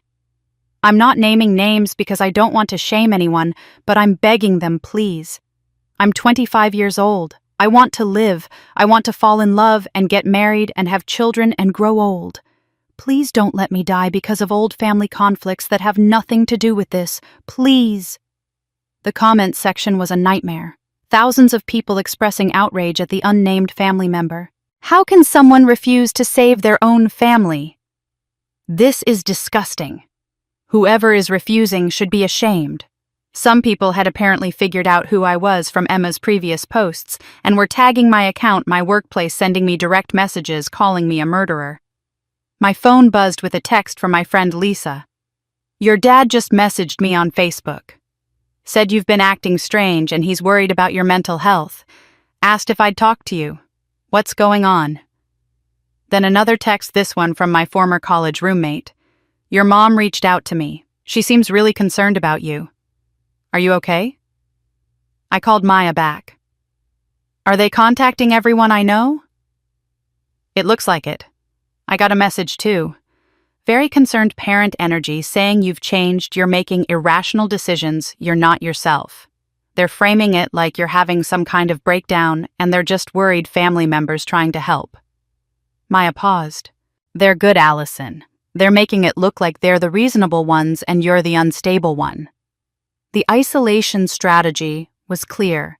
Make my friends question my judgment. Plant seeds of doubt about my mental state. Cut off my support system by making everyone think I was the problem, not them. If I tried to tell people the truth about Sarah, about the trust fund, about the manipulation, they'd already been primed to see it as paranoid delusions. The next day, a FedEx envelope arrived at the hotel. I'd been careful not to give my location to anyone except Maya and Marcus, but somehow they'd found me. Inside was a letter from Wallace & Associates law offices on heavy legal letterhead. "Dear Ms. Thomas," it began, and I noticed they were using Harrison's last name, not Mitchell. "This letter serves as formal notice of potential legal action regarding your recent conduct. Your interference with Emma Harrison's medical care, including creating family discord that directly exacerbates her life-threatening medical condition, constitutes actionable emotional harm. We are prepared to file suit seeking damages for the emotional distress you have caused to our clients." The letter continued, "Additionally, your recent unfounded accusations regarding the circumstances of Sarah Mitchell's death, your adoption proceedings, and your allegations of financial impropriety constitute defamation of the Harrison family. These false and malicious statements have caused reputational harm to our clients. We are prepared to file suit seeking damages and public retraction unless you immediately cease making these claims and sign the attached letter of apology and retraction." Attached was a pre-written statement where I would admit to making false accusations based on misunderstandings and mental health struggles, apologize to the family, and agree never to repeat these claims publicly. It was all bluster. I knew enough about defamation law to know their case was nonsense. Truth is an absolute defense, and I hadn't made any public accusations anyway. But the letter signaled something important. They were willing to fight dirty. They were willing to threaten, intimidate, drag me through legal proceedings just to exhaust me. I was photographing the letter to send to Marcus when someone knocked on my hotel room door. I froze. The only people who knew where I was were Maya and Marcus. I looked through the peephole and saw Emma standing in the hallway alone. She knocked again. "Allison, I know you're in there. Please, I just want to talk." I opened the door slowly, keeping the chain engaged. "How did you find me?" "I followed you from the hospital the night they—" She stopped, looking down. "The night they faked the emergency. I saw you leave and I followed your car here. I've been waiting for the right time to come talk to you. Please let me in. I'm alone. They don't know I'm here." Against my better judgment, I let her in. Emma looked terrible, genuinely ill, not performing for cameras. Her skin was pale with a grayish undertone, her lips slightly blue, her breathing labored like she'd just climbed several flights of stairs, even though the hotel had an elevator. She sat heavily in the chair by the window. "I know about the money now," she said without preamble. "The trust fund. I confronted Mom and Dad after you left that dinner. They told me everything. About Sarah being your biological mother, about the $3.2 million, about why they really adopted you. And Allison, I'm so sorry. I swear I didn't know. I didn't know any of it until last week." She looked at me with red-rimmed eyes, and I wanted to believe her. I wanted to believe that my sister at least had been innocent in all of this. "They told me you were adopted when I was little, but they said it was because your mom died, and they took you in out of love. They never mentioned Sarah was Mom's sister. They never mentioned the trust fund. I didn't know you were being tested as a potential donor for 15 years. I thought the compatibility testing was recent, something they discovered when my condition got worse." Emma was crying now, real tears that matched her exhausted appearance. "I didn't know about the medical reports. I didn't know about the surveillance. I didn't know they'd been planning this for decades." But even as she spoke, I remembered something Marcus had found in his investigation financial records showing that Emma had been the one to sign for the cruise booking. She'd known about the $30,000. She'd known I was excluded. Emma said she didn't know, but she'd known about the trust fund for 2 years.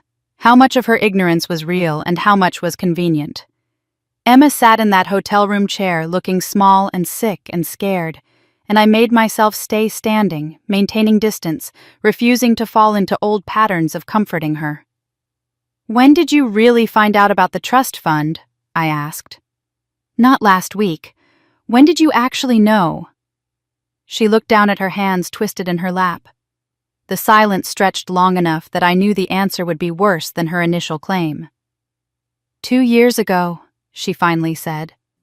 I overheard Mom and Dad fighting in their bedroom. They didn't know I was home. Mom was crying, saying they'd sacrificed everything to raise Sarah's kid, that they deserved some compensation for what they'd been through. Dad said the trust would come through when you turned 30, and then they could finally access it somehow. They were arguing about timing, about how to handle it, about whether they should tell you before or after. 2 years. She'd known for 2 years. I didn't understand all the details, Emma continued quickly.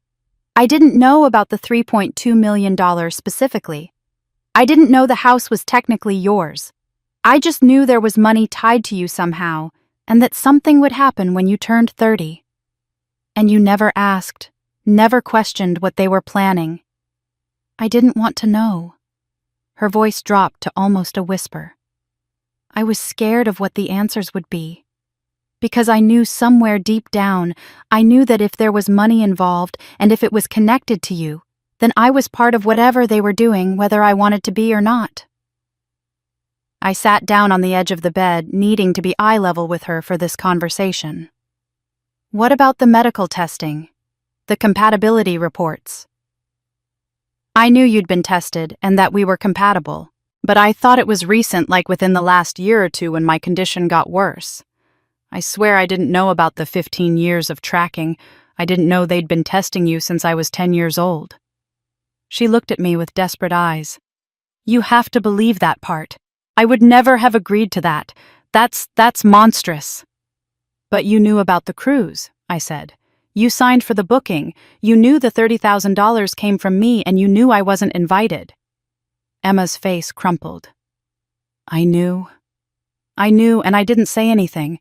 Mom said you'd understand, that you always understood, that you'd probably prefer to spend Christmas alone anyway, since big gatherings made you uncomfortable. And I wanted to go. I wanted one last family vacation before my health got too bad to travel. So I told myself you really were fine with it, that you really did prefer to be alone. The willful blindness of it was almost worse than active malice. She'd known and chosen not to know, wanted the benefits while maintaining deniability about the costs. What about the inheritance specifically? I pressed. What did you think would happen with the trust money? Emma took a shaky breath.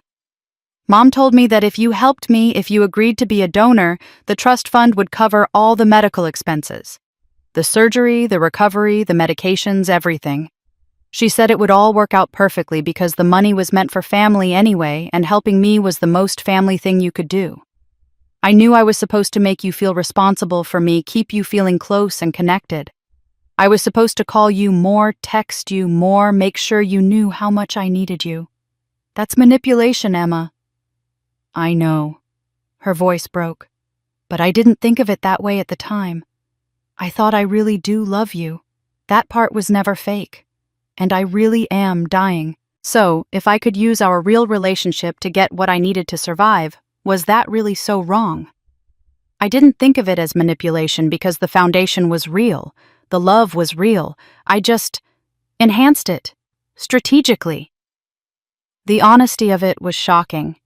She was admitting to calculated emotional exploitation while simultaneously claiming it was justified because some of the emotions were genuine.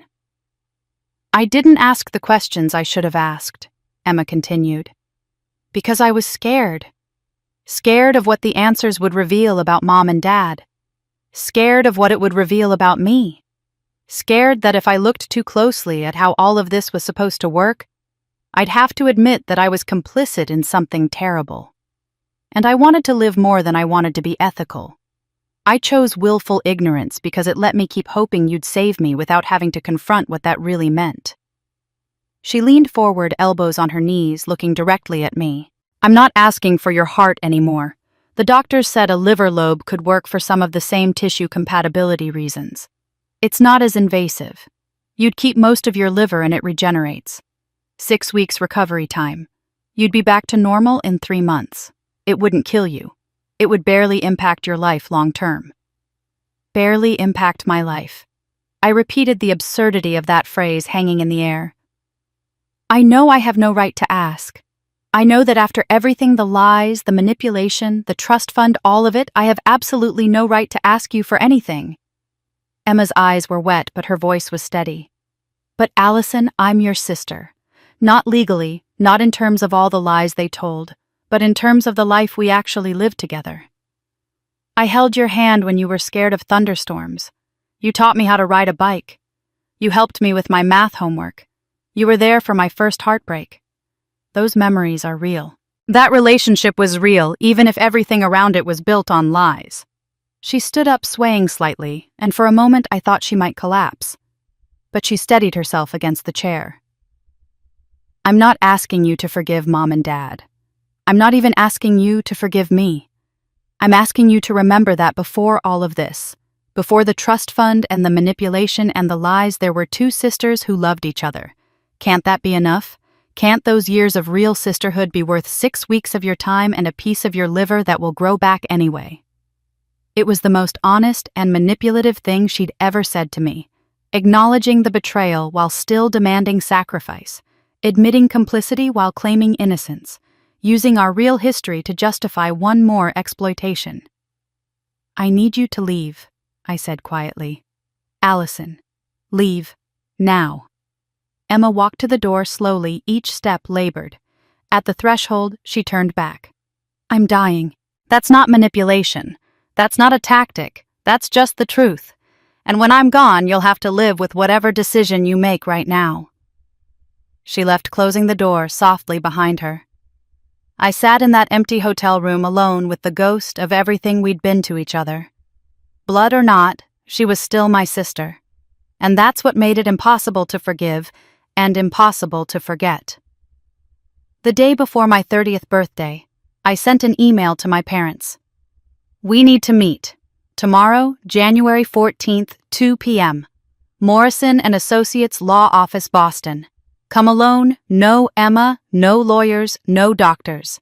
This is your one chance to have this conversation on civil terms." I'd booked the conference room myself, coordinated with Catherine Morrison, and arranged everything exactly as I needed it. When my parents arrived at 2 minutes past 2, looking uncertain and defensive, they walked into a space I controlled.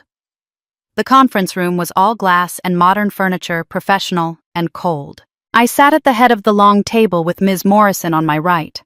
Marcus Webb sat across from her, his PI credentials and recording equipment visible on the table in front of him.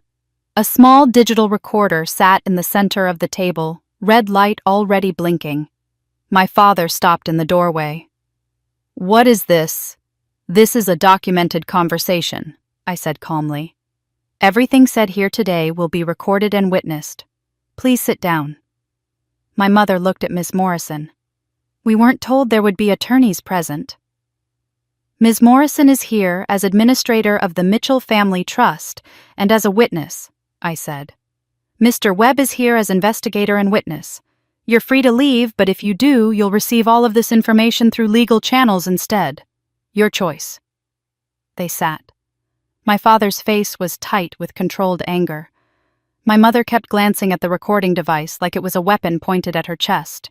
I opened the folder in front of me and slid the first document across the table.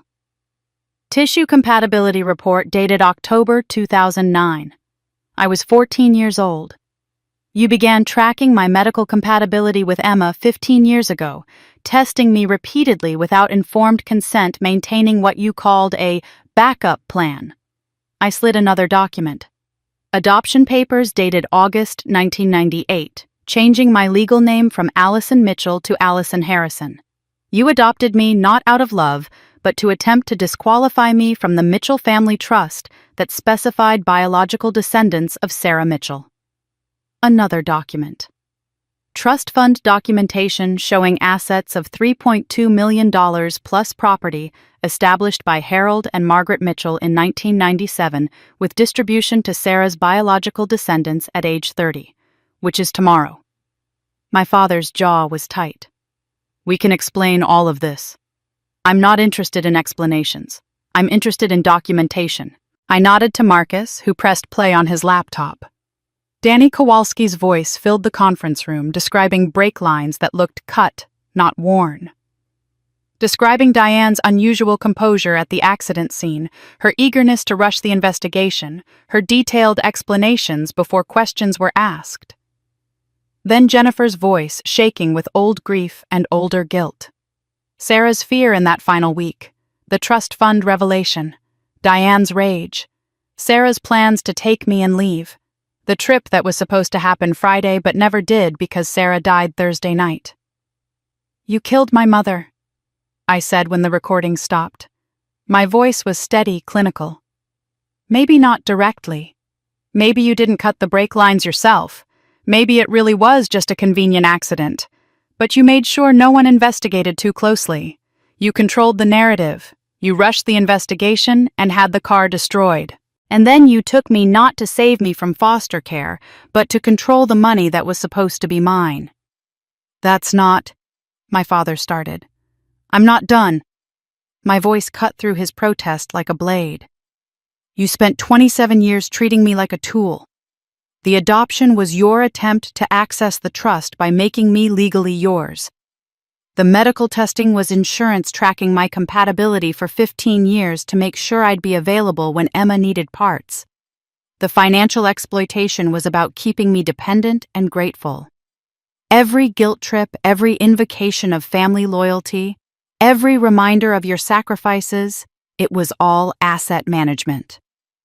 I slid the life insurance documents across the table. $500,000 in policies on my life with you as beneficiaries, premiums paid from accounts I'd been funding. You were covered whether I lived or died. If I donated and survived, you'd have access to the trust. If I donated and died, you'd collect insurance and argue for the trust as my next of kin. My mother's hands were shaking. She picked up one of the documents, stared at it like the words might rearrange themselves into something less damning, then set it down again. "You have no idea," she said, her voice rising. "What we sacrificed for you. Do you have any concept of what it was like raising the daughter of the woman who destroyed my marriage? Every time I looked at you, I saw your mother, Sarah, my sister who seduced my husband and got pregnant, and then got all the money my parents should have split with me." The mask was completely off now. 27 years of carefully controlled resentment spilling out in that conference room. She was younger than me, prettier than me, and she got everything. She got Robert's attention. She got his child. She got my parents' approval and their trust fund. And I got nothing. I got to watch my husband fall in love with my sister. I got to raise their bastard child and pretend to love her. I got $100,000 while millions sat in trust for Sarah's daughter. "We kept you anyway," she continued, tears streaming now, but her voice hard. "We didn't abandon you to foster care. We raised you. We gave you a home and a name and a family, and you're standing here acting like we're the villains. You're spiteful just like Sarah was. Ungrateful, selfish, taking and never giving back." My father put a hand on her arm, but his voice was quiet when he spoke. "The trust specified biological descendants. We thought adoption would disqualify you by changing your legal name and making you ours. We were wrong. The trust language was about DNA, not names. But Allison, we did give you a home when you had nothing. That part is true." I stood up, gathering my documents. "You gave me a home that was legally mine. You raised me with money that was mine. You exploited me for almost 3 decades while convincing me I was the one who owed you. Tomorrow, I turn 30. The trust transfers. The house transfers. Everything my grandparents intended for me finally becomes legally mine. And you'll have to find somewhere else to live." I walked toward the door. Ms. Morrison and Marcus followed. "Where are you going?" My mother's voice was shrill. "We're not done here." I looked back at them, these people who'd shaped my entire life around a lie. "Yes, we are." I walked away from that room having lost a family, but gained the truth. My 30th birthday was January 15th. By January 17th, everything had changed. Catherine Morrison had the paperwork ready the moment I walked into her office on the morning of my birthday. "We've been waiting for this day for 6 months," she said, sliding the documents across her desk. "Sign here, here, and here." The trust fund transfer was startlingly simple. 3 signatures. Verification of my identity. Confirmation that I was indeed Allison Sarah Mitchell. Biological daughter of Sarah Ann Mitchell. Biological granddaughter of Harold and Margaret Mitchell. The money, $2.5 million, grown slightly with careful management over the years, was now legally, irrevocably mine. But it was the property transfer that felt most significant. The house at 847 Riverside Road, the Victorian home I'd grown up in, the place where I'd learned to make myself small and quiet and grateful, legally transferred into my name. The title documents showed what I'd suspected Diane and Robert had never owned it. The house had been held in trust as part of Harold and Margaret's estate, meant for Sarah's children, meant for me. They'd been living in my house for 27 years, raising me in a home that was technically mine, all while making me feel like I should be grateful they'd given me shelter. I hired a real estate attorney that same afternoon. By the next morning, Diane and Robert received a formal eviction notice via certified mail. 90 days to vacate the premises. I could have given them less. 30 days would have been legally sufficient, but I wasn't cruel. I was just done. The next step was harder. On January 18th, I walked into the Riverside Police Department with Marcus Webb and a folder containing every piece of evidence we'd gathered about Sarah's death. The detective who met with us was a woman in her 40s named Lisa Chen, no relation to the officer who'd worked the original case. She listened to Danny Kowalski's recorded statement about the brake lines. She read Jennifer's testimony about Sarah's fear and plans to leave. She examined the timeline, the trust fund revelation, Diane's rage, Sarah's death 6 days later. She reviewed the police report from 1998 and the insurance payout that had gone to Diane. "I understand why this looks suspicious to you," Detective Chen said, her voice kind but firm. "And I agree there are concerning elements. But Ms. Mitchell, it's been 26 years. The car was destroyed decades ago. The brake lines are long gone. Even if we could prove they were cut and not corroded, we can't prove who cut them or when. Witness testimony from that long ago is considered unreliable in court. Memories change, details get confused. What you have here is strong circumstantial evidence, but circumstantial isn't prosecutable, especially after this much time." The disappointment must have shown on my face because she added quickly, "However, there are other things we can investigate. The life insurance policies in your name with your parents as beneficiaries, that's worth looking into, especially if the premiums were paid from accounts you funded. That could constitute financial exploitation of an adult, which is a crime we can pursue." She made some calls while Marcus and I waited. An insurance fraud investigator joined us within the hour. Together they examined the policies I'd discovered. $500,000 in coverage taken out when I was 18. Beneficiaries, Robert and Diane Harrison, premiums paid from family accounts that I'd been funding for years with my own money. "This is problematic," the insurance investigator said, making notes. "At minimum, this is fraudulent misrepresentation. Combined with the timing policies taken out and increased right around the time Emma's condition worsened, and you were being pressured to donate organs, it creates a pattern that suggests you were being kept insured in case the donation went badly." The policies were voided within a week. Robert and Diane were required to return any premiums that had been paid with my money with interest. Civil penalties were assessed. It wasn't criminal prosecution for murder, but it was something. It was acknowledgement that what they'd done was wrong, was illegal, was punishable. But the real consequences came from somewhere I hadn't anticipated: public opinion. The Riverside Gazette ran the story first. Local family accused of adoption fraud and trust fund embezzlement. The article detailed the trust fund, the suspicious circumstances of Sarah's death, the 27 years of exploitation, the organ donation pressure. It was measured and factual, but the facts spoke for themselves. Emma's viral video, the tearful plea about being denied a life-saving transplant, suddenly looked very different in context. The comments section, which had been filled with outrage at me, flipped overnight. "She's not the villain her family is.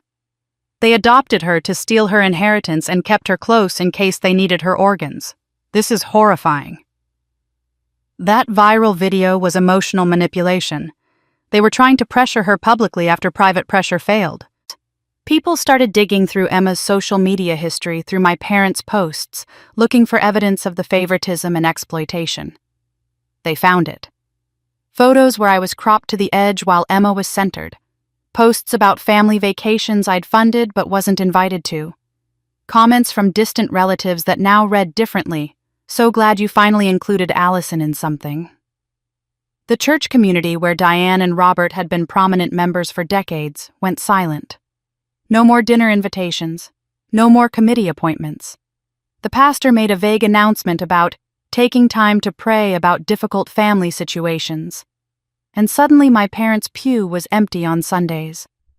Robert's business suffered most dramatically. He ran a financial consulting firm and his clients were largely local business owners who'd known him for years. But trust is the currency of financial consulting, and Robert had been exposed as someone who'd exploited his own daughter's trust fund, who'd planned for her potential death to collect insurance money. 3 of his largest clients terminated their contracts within 2 weeks. Others followed. By February, his firm was operating at less than 30% capacity. Friends and neighbors who'd watched me grow up started coming forward with their own observations. The woman who'd lived next door for 15 years told the newspaper, "I always wondered why Allison walked to the bus stop in the snow while they drove Emma everywhere. She was just as much their daughter, or so I thought. Now it all makes a terrible kind of sense."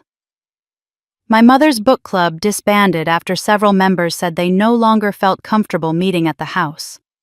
The family that had always hosted 4th of July barbecues with my parents found reasons to decline the invitation that year. The social fabric that had surrounded Diane and Robert for decades simply unraveled.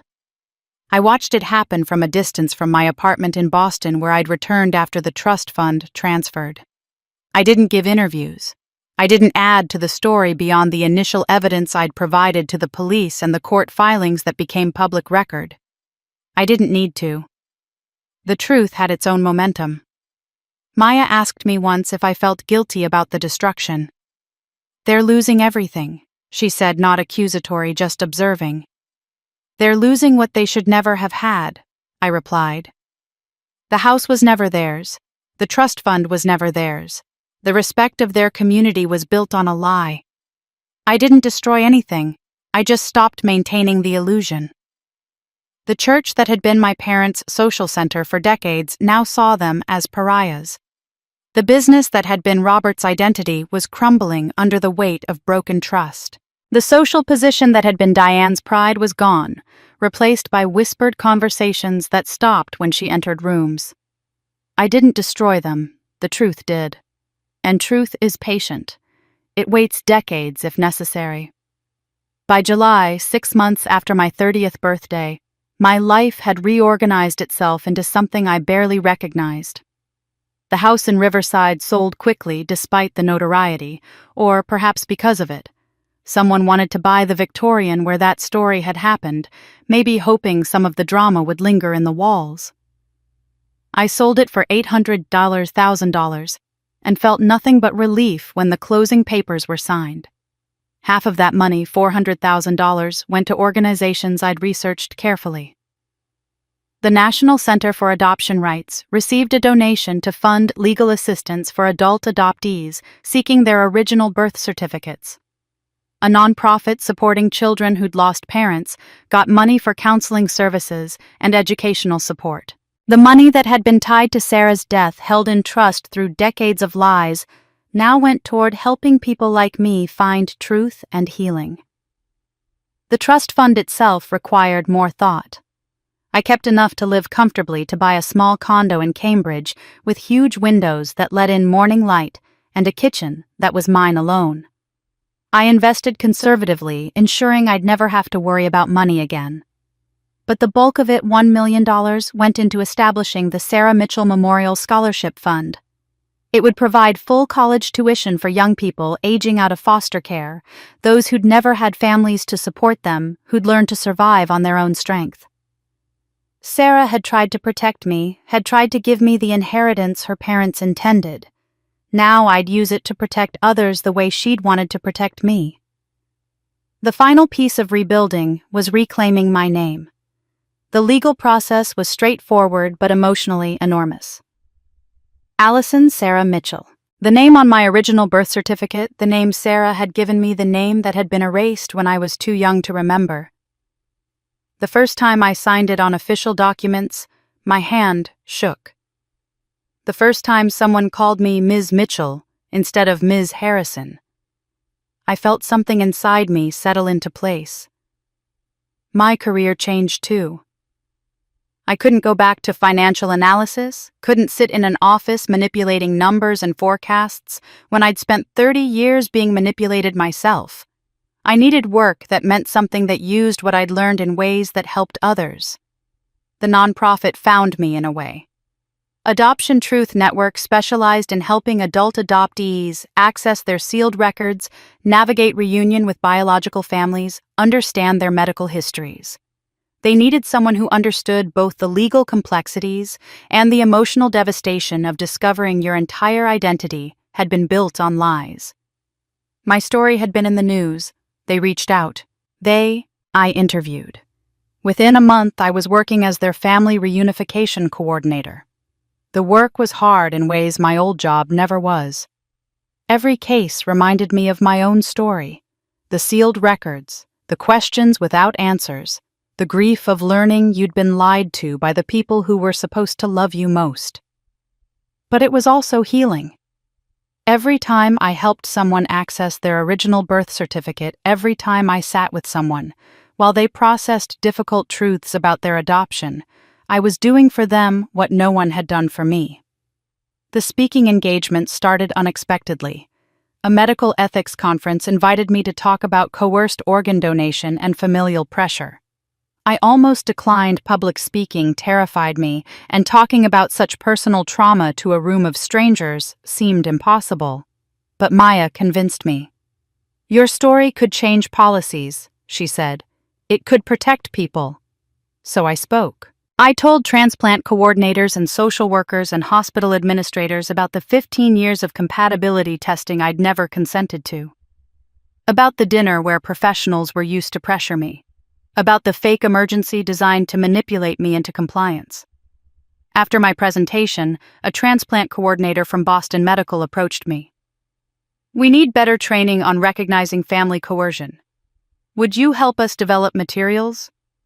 I said yes. Over the following months, I helped create training protocols for donor advocates, guidelines for identifying manipulation red flags that should trigger additional psychological evaluation. My pain, my exploitation transformed into protection for others. The question of Emma stayed with me through all of this. I tried not to think about her, tried not to wonder if she was alive or dead, if she'd found a donor, if she blamed me for her suffering. But she existed in the back of my mind like a bruise I kept accidentally pressing, painful, persistent, impossible to ignore. Maya told me in September. She'd seen it on social media, had debated whether to share it, finally decided I deserved to know. Emma had found a deceased donor. The transplant had happened in May, 4 months after I'd walked away. She was recovering well, posting photos from physical therapy, looking healthier than I'd seen her in years. The relief surprised me with its intensity. Despite everything, the lies, the manipulation, the complicity, I didn't want her to die. She was still the little girl I'd taught to braid hair, still the sister I'd shared a bathroom with for 18 years. Some part of me would always love her even if I could never trust her again. In October, a letter arrived at my condo. No return address, my name and address handwritten in Emma's distinctive looping script. I held it for 3 days before opening it. "Allison," it began, "I don't know if you'll read this. I don't know if I deserve for you to read this. I'm not asking for anything, not forgiveness, not reconciliation, not even a response. I just need you to know that I understand what I did. I understand that I benefited from your exploitation. I understand that I chose willful ignorance because it served me. You owed me nothing, not your organs, not your money, not your sacrifice. I hope someday you can forgive me for believing I was owed everything. I hope you're happy. I hope you're free. Emma." I folded the letter and placed it in a drawer. I didn't respond. Forgiveness wasn't yet possible, might never be possible.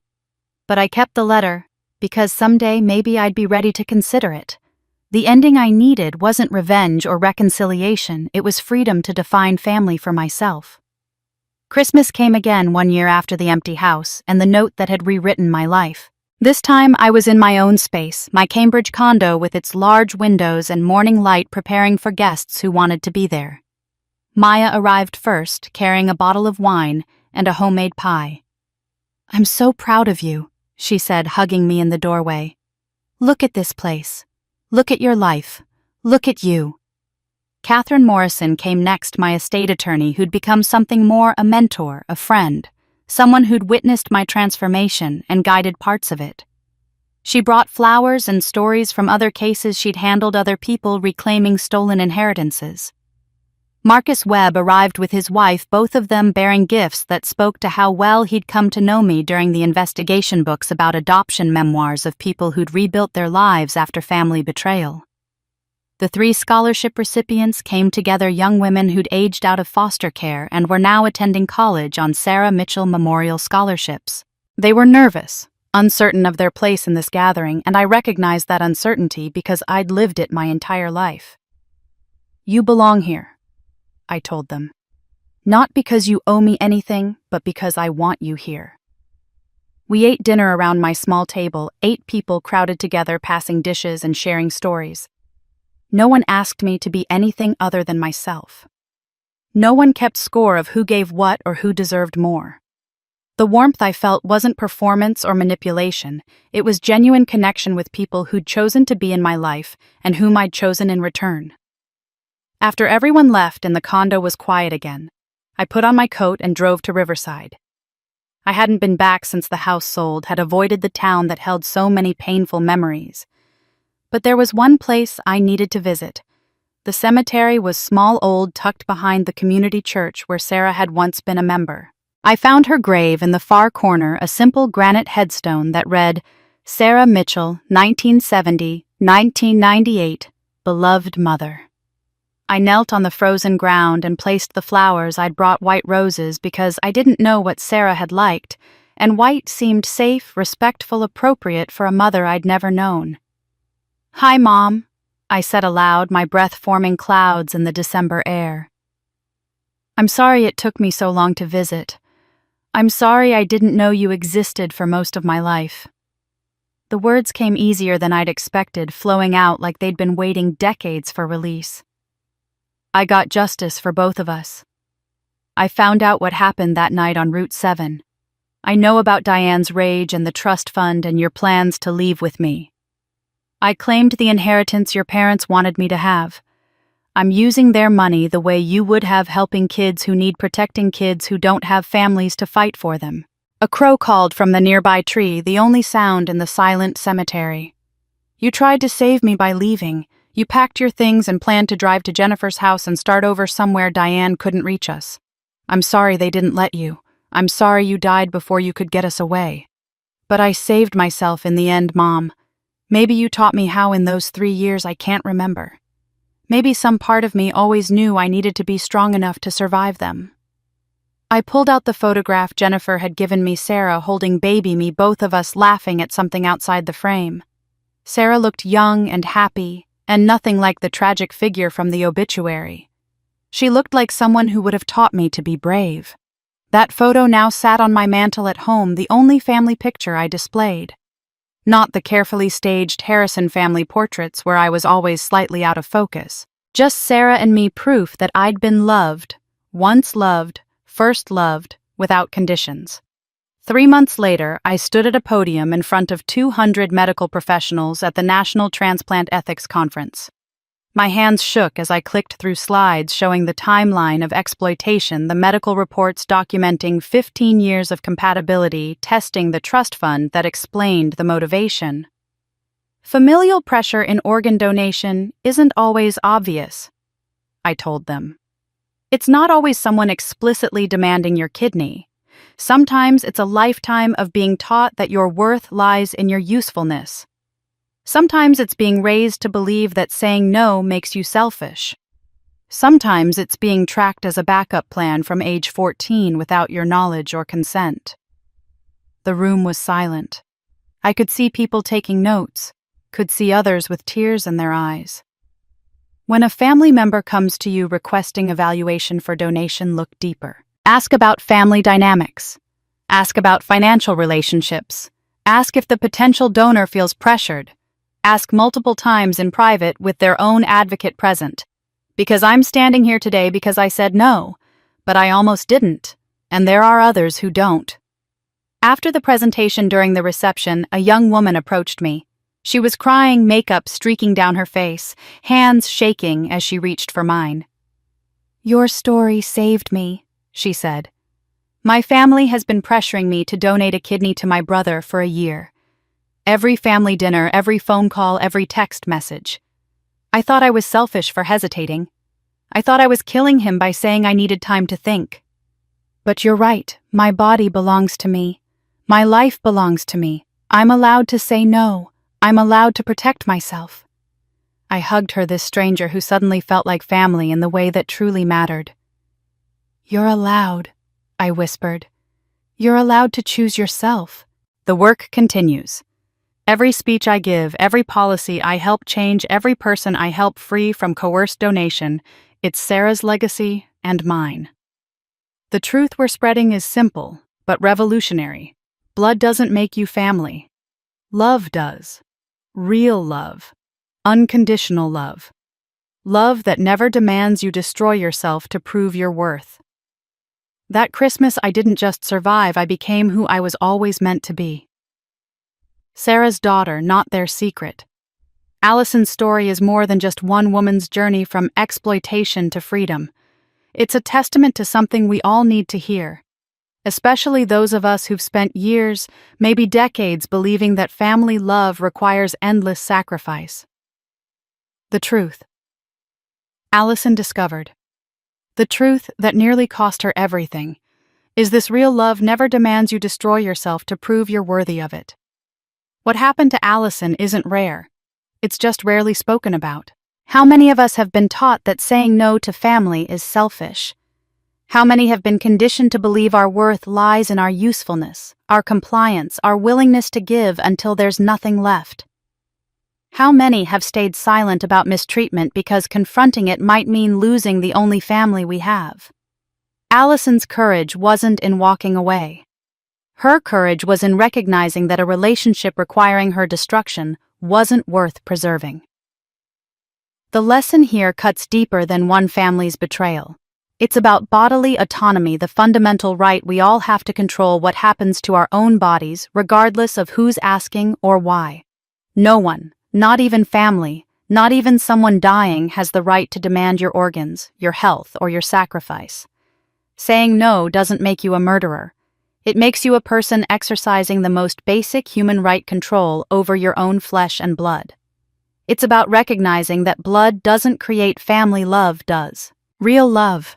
The kind that doesn't keep score, doesn't demand payment, doesn't require you to earn your place at the table every single day. Allison lost her biological family, but found something more valuable: chosen family. People who wanted her presence, not her resources. People who valued her humanity, not her utility. That's the family worth fighting for. It's about understanding that it's never too late to save yourself. Allison was 29, nearly 30, when she finally saw the truth. Some of you watching might be 40, 50, 60, 70. You might think you've wasted too many years, given too much, that it's too late to change the pattern. But Allison's story proves that's a lie. Every day you're alive is another chance to choose yourself, to set boundaries, to walk away from people who treat you like an asset instead of a person. The Harrison family lost everything: their home, their reputation, their standing in the community, their control over Allison. But Allison didn't destroy them. The truth did. And that's perhaps the most important lesson: silence protects abusers. Speaking up, setting boundaries, demanding better treatment. These things feel dangerous because we've been taught they threaten family unity. But what they actually threaten is dysfunction. They threaten manipulation. They threaten the power of people who've built their lives on exploiting those too kind, too loyal, too afraid to fight back. If Allison's story resonates with you, if you've ever felt like the family ATM or the family therapist or the family scapegoat, I want you to know you're not alone. Your feelings are valid, your boundaries are necessary. Your worth isn't measured by how much you can give or how much you can endure. I'd love to hear your thoughts. Have you ever been in a situation where family expected more than you could give? How did you handle it? What boundaries have you had to set? Share your story in the comments. Your experience might be exactly what someone else needs to hear today. And if this story touched you, if it made you think differently about family obligations or self-preservation, please subscribe to this channel. Hit that notification bell so you don't miss future stories about people who found the courage to choose themselves. Share this video with someone who needs to hear that it's okay to say no, that it's okay to walk away, that it's okay to save yourself. Because at the end of the day, the most important relationship you'll ever have is the one with yourself. And that relationship deserves protection, respect, and unconditional love. Thank you for listening to Allison's story. Thank you for being here. And remember, you don't owe anyone your destruction.